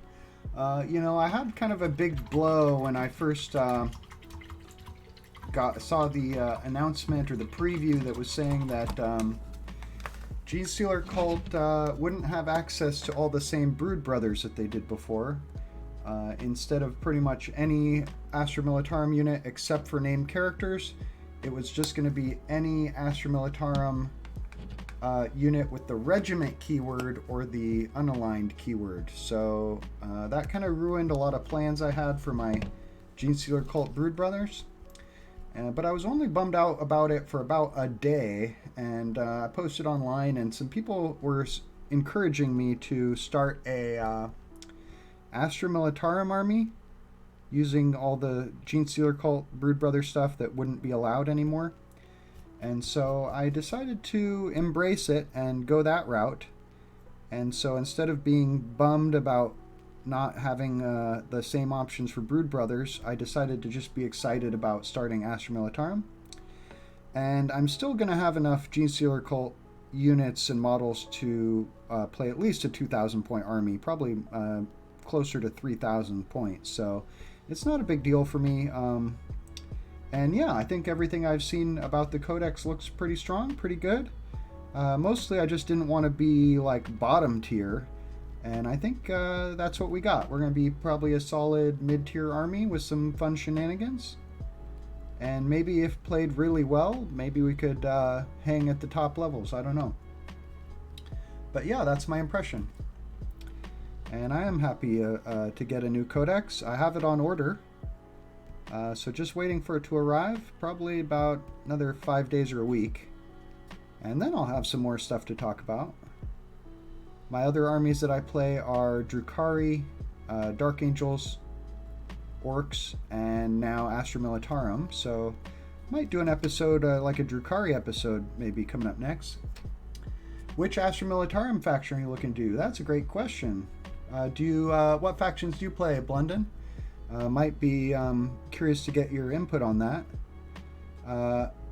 The faction I kind of want to play, so for Genestealer Cult I play Twisted Helix, and they're like the extra strong ones. And for Astra Militarum I was kind of leaning towards Catachan from a rules point of view. I like the +1 strength, and then I also like some of their named character options.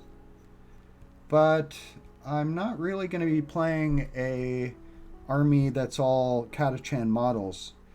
I did pick up some used Catachan models that I'm going to be using as, what do they call them? The sort of like raw recruit units with the low leadership.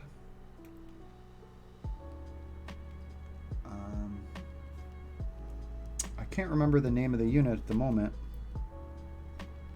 But I did pick up some. I have some Astra Militarum or some Catachan models, but for the most part, most of them are Cadians like everybody else.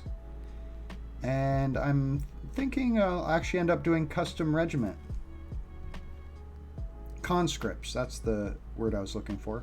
So I'm going to be using some Catachans for conscripts, but I don't have like all Catachans, so I feel like Catachans is one of those regiments that if you don't have the models, it's like a little weirder to play them. Maybe even all the sort of classic regiments are kind of that way. But I posted a poll on the Facebook group for Astra Militarum saying, how do you feel about Cadian style infantry being run as Catachans? And the poll results were pretty mixed. It was about 50-50 of people saying no, don't do that, versus yeah, it's cool. And so yeah, I was thinking about running them as Catachans, but in the end I decided probably custom regiment would be most appropriate. Oh, you don't have anything 40k yet. You're newish to the hobby. I got Age of Sigmar Soulblight Grave Lords that I've been working on. But I want to get Eldar when their new book and models come out. Well, very cool. I've been into 40k since probably the mid-90s. I think my friend kind of introduced me to the models in the game around 1995, and I spent a lot of my teenage years back then in the hobby store, just kind of like browsing miniatures. And I did end up playing Space Marines, but Eldar have always been a faction that I've admired and loved the models and thought would be fun to play. Especially the fact that they have the different, like, what do they call them? The aspect warriors, like Howling Banshees, Striking Scorpions, Dark Reapers. I always thought those were super cool. I liked how they each had their kind of their own signature armor colors, and yet you could still get creative and kind of give them your own visual twist, or even paint them any colors you want, really. And I always loved the Eldar jet bikes, especially, and thought they looked super, like, just classy. And so I've always kind of had Eldar in the back of my mind. And the reason I ended up getting into playing Dark Eldar instead of Eldar was that I had a coworker who said, oh, you're interested in 40K? I've got some miniatures in my parents' attic. You want them? So, of course, I'm like, well, yeah. And he said, I think they're like Dark something. And I played Dark Angels, so I thought, oh, they've got to be Dark Angels, I bet. And I was quite surprised when they were actually Dark Eldar. And so since he gave me that Start Collecting box, it just kind of naturally led to becoming my second army. And just kind of spiraled out of control like it does. And so that's how I got into Dark Eldar instead of Eldar. But part of me has always kind of wished I played Eldar. And I think they're a super classy army to play. And very cool that they're getting new models and new codex finally. They're one of the armies that people had been like calling for new models for a long time. Like the plastic Eldar Guardians, I think, are kind of dated. Much like the plastic Catachans for Imperial Guard. I was kind of getting ready to wrap up the stream, but since you were joining to hang out, I thought, well, I'll dive into the lighter pink dry brush on these guys. I'm painting some Genestealer Cult's Aberrants. They're sort of the big, tough melee smash unit for Genestealer Cult. And this one I'm painting right here is the Abominant. He's kind of the hero character for these guys. The bigger, tougher, the toughest aberrant of all, I guess. And I'm doing basically a dry brush where I've let the paint kind of dry halfway on the palette, and I try to get some paint on the brush and then brush most of it off on the palette, so that when I come to the miniature, it's just got enough to kind of stick to the ridges. Oh, thanks for following. Very much appreciated. Dry brushing is a nice quick way to get a highlight on the model, and you can see that it kind of leaves some shadow areas where there's like natural recesses on the model. I'd say it's least suited to big flat areas like the top of this head, and it works the best on like highly detailed areas like the face. And the main thing to watch out for when you're dry brushing is just not to have too much paint on the brush, because then it tends to come off in a glob that can kind of obscure the very details you're trying to highlight with the dry brush. But when it works well, when you do it just right, it can be a very quick, very efficient way to apply a highlight to the model. But it can also be kind of tedious because the paint's always kind of drying out. I saw a battle report where a unit of these dudes did insane damage on the charge. Yeah, I have my other squad equipped with these huge hammers, so I think they'll do serious damage. These guys with the power picks, I think they get to make extra attacks, so they'll be better for clearing out squads of weaker infantry, where the guys with the hammers will hopefully be able to take on pretty much anything in the game. That's my hope. And I have a few characters to kind of buff them. I made my own biophagus. He's kind of like the mad scientist who enhances these guys. Painted him the other day on stream. So here's my biophagus. He's got this injector goad full of different kinds of serums and I don't know what that enhances these guys. Or he can stick it in an enemy and do, I think, mortal wounds to him. As I totally dropped that guy. Let me find where he went real quick.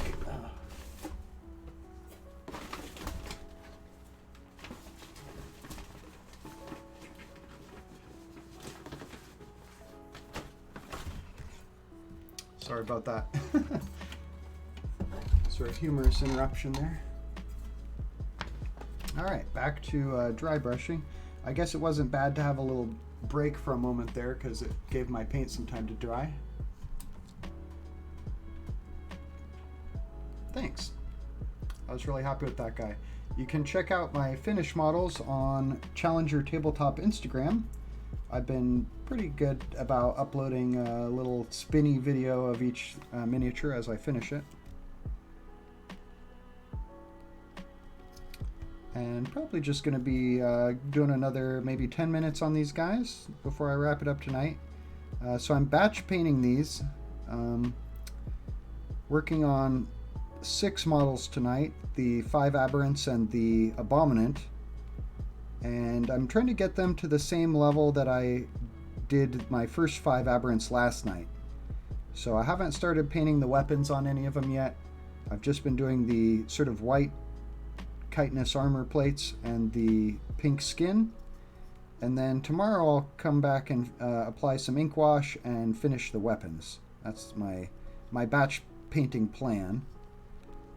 And it's kind of new for me to be batch painting on the channel. I mean, I've done some batches, but I've always finished them in a single stream so far. This is the first time where I'm taking multiple streams on a batch to basically work on one group of 11 models all week. I stream Wednesday, Thursday, Friday, so this is my day 2 of 3 for streaming. I do need a topic for tomorrow. And I hate to talk about like Gene Stealer, or I mean I hate to talk about Drukhari while I'm painting Gene Stealers, so I don't know exactly what my topic for tomorrow will be.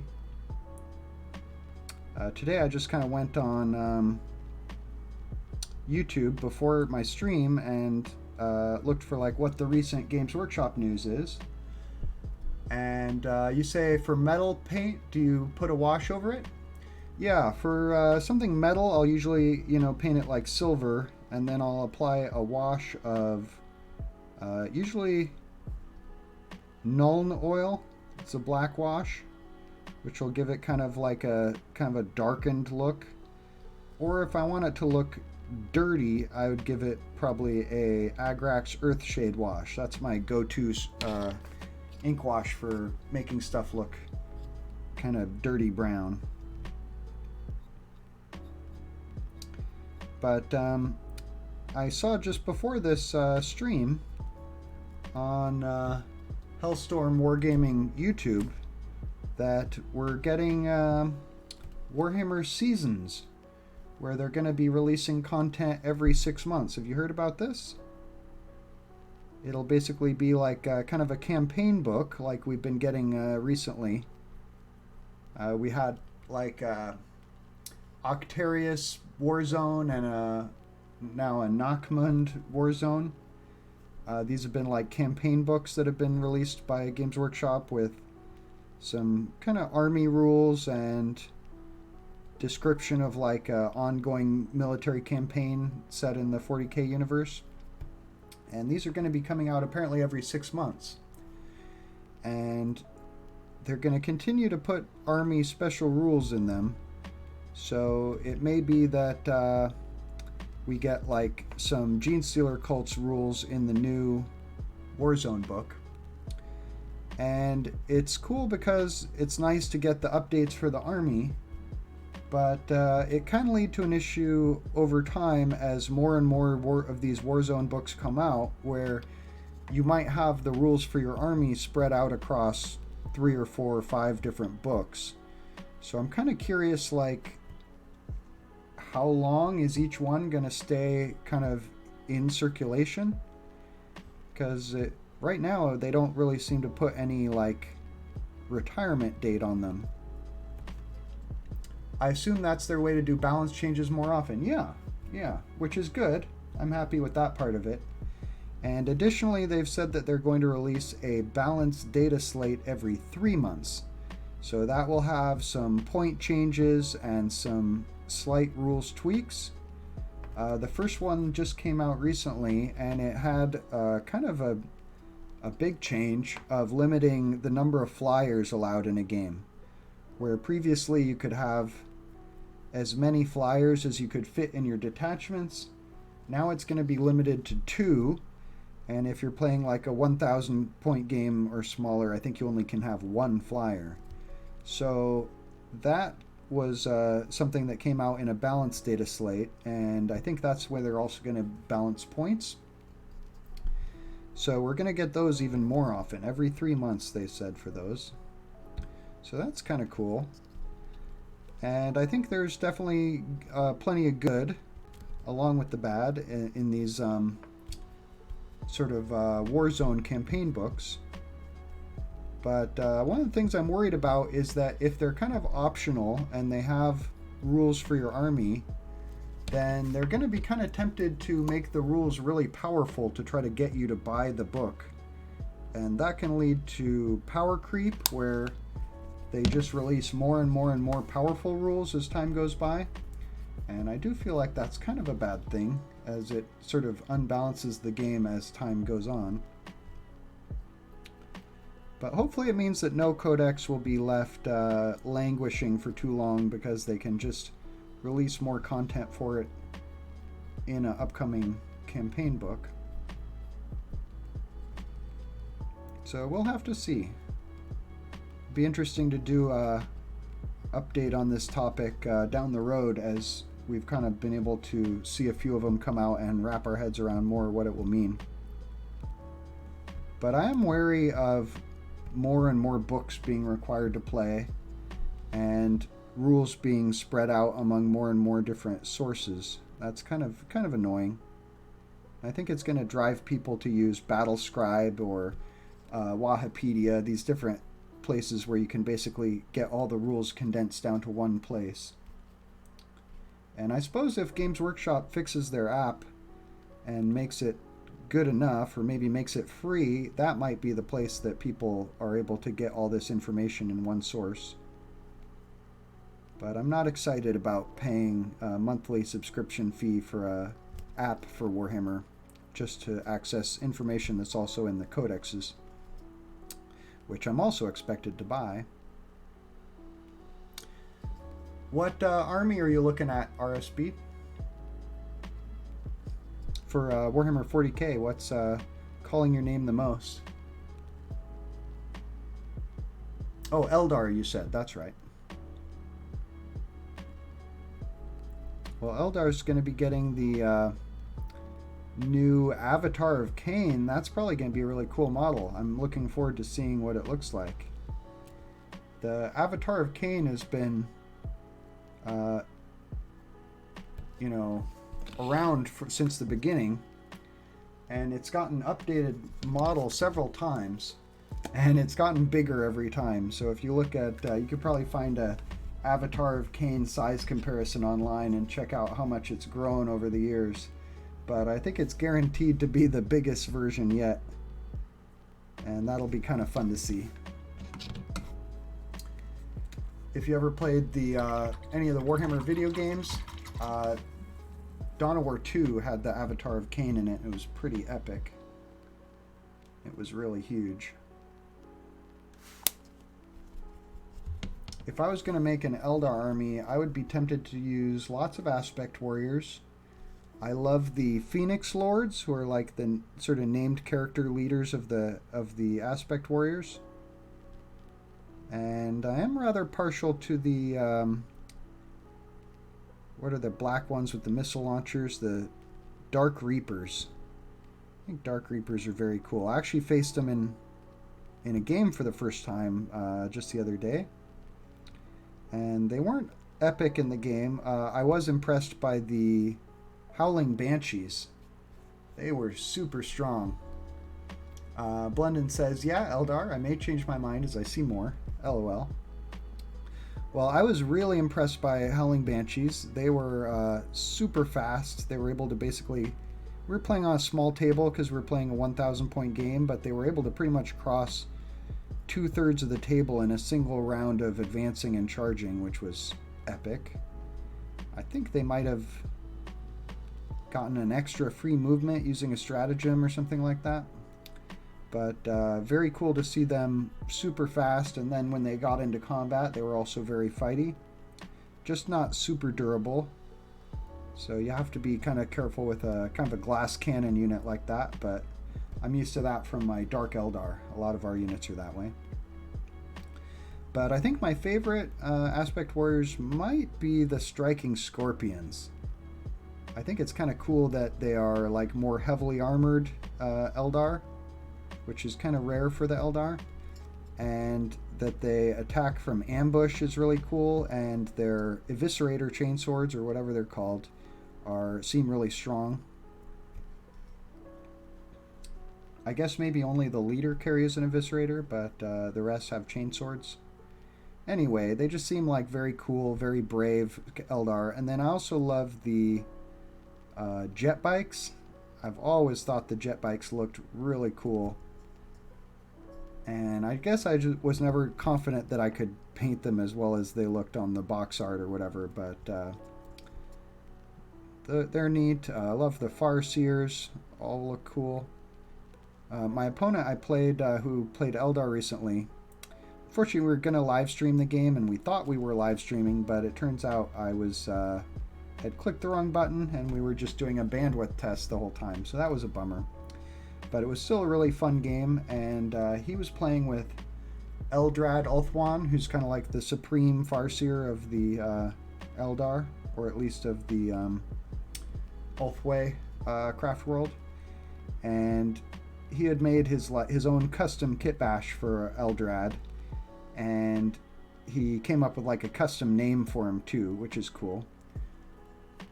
Oh, you like the Wraith Lords? Oh yeah, they're very cool. And he actually used some Wraith Blades as well, who are quite interesting. And also cool looking. But I loved his Eldrad conversion, or kit bash.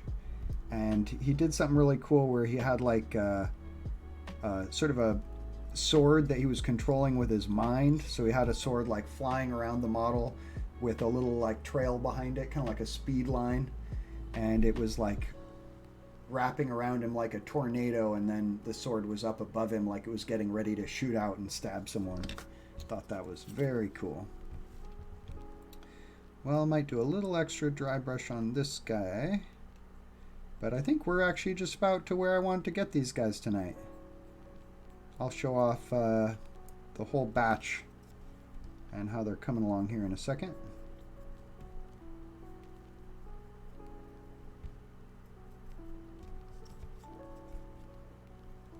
Wraith Lords are awesome.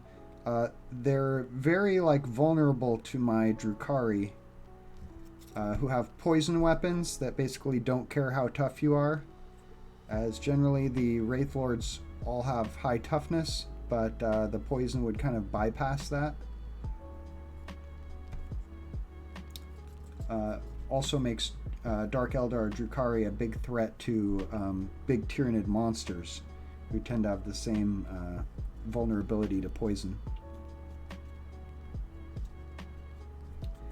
But then again, the poison weapons generally have no armor penetration, so at least you'd be getting your full benefit of your armor save against it.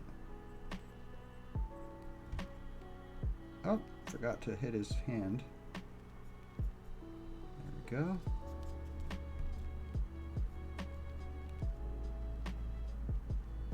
Alright, I think we're going to call that good for now. I'll get out my spinner and show off what I've got. So, Blunden, from what I've heard, Eldar psychic spells are really powerful. Yeah, they are.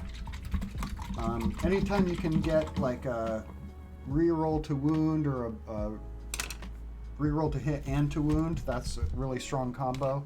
And he was doing that with like Guide and Doom. Classic combo. He managed to cast Doom like every single round, which basically let him, I think, reroll wounds against one of my units. Or maybe it was just reroll ones to wound. I can't remember, but that was really good. Awesome spell. Alright, getting my little spinner over here.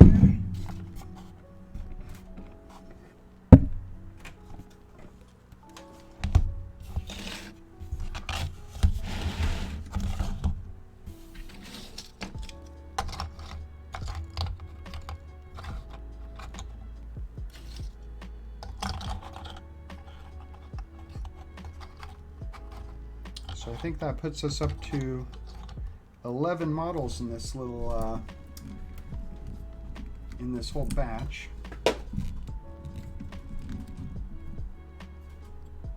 Zoom out here. Start my little spinner.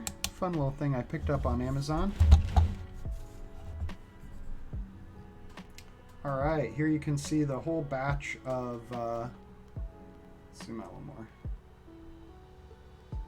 of Aberrants and the Abominant. So it's going to be quite a Death Star, if you will, of melee smash, ready to tear into the enemies of the cult, ready to tear down the war machines of the oppressors, and should be pretty scary on the table, especially with the Biophagus giving them buffs. So I still need to paint their clothing and their weapons, and I'll be doing a little bit of ink wash on the actual skin. I'm going to use a Karaberg Crimson ink wash on the pink skin, which is just kind of a purple kind of a wash. And, oh thanks, looking great, says Blunden. And on the white armor, I'll be doing just a kind of a watered down Seraphim Sepia wash. Kind of selectively. It's a kind of a yellowish wash, but it will hopefully make their white skin just look a little bit dirty and also kind of draw attention to some of the actual shape on the model there. Well, thanks for hanging out, London. Hope to see you next time. Thanks for the follow, and I'll be painting Wednesday, Thursday, Friday at 7 o'clock, and we'll be playing Warhammer 40k live Saturdays and Tuesdays, as often as I can schedule opponents. So very exciting to finally be streaming games of Warhammer on the channel. We've done 2 so far. My first live game was against Sisters of Battle, and my second one was against who was it? Oh, against Templars. So I actually played Orcs in both those games. Am I using Games Workshop paints? I am. Today I was using just 2 paints. I was using this Screamer Pink. See if I can get it to focus there. And I was using good old White Scar layer paint. That one there. And yeah, Games Workshop paints, I know they're not maybe the best paints on the market or the most affordable, but they work for me. And they have the convenience of being available at my local game store where I go. But I've heard great things about Army Painter paints and Vallejo. And if you want to save some money, I think you can order those online. Might be a better deal and maybe even better quality, some of them, than the Games Workshop. I haven't used the, what are the all-in-one paints from Games Workshop? The, shoot, they have the kind of paint and ink wash in one. I haven't used those really, but they look interesting. Could save some time for sure. But I think that's about it for today. Thanks for watching, and hope to see you next time, or catch you another time. And that's it for Challenger Tabletop. See you guys tomorrow.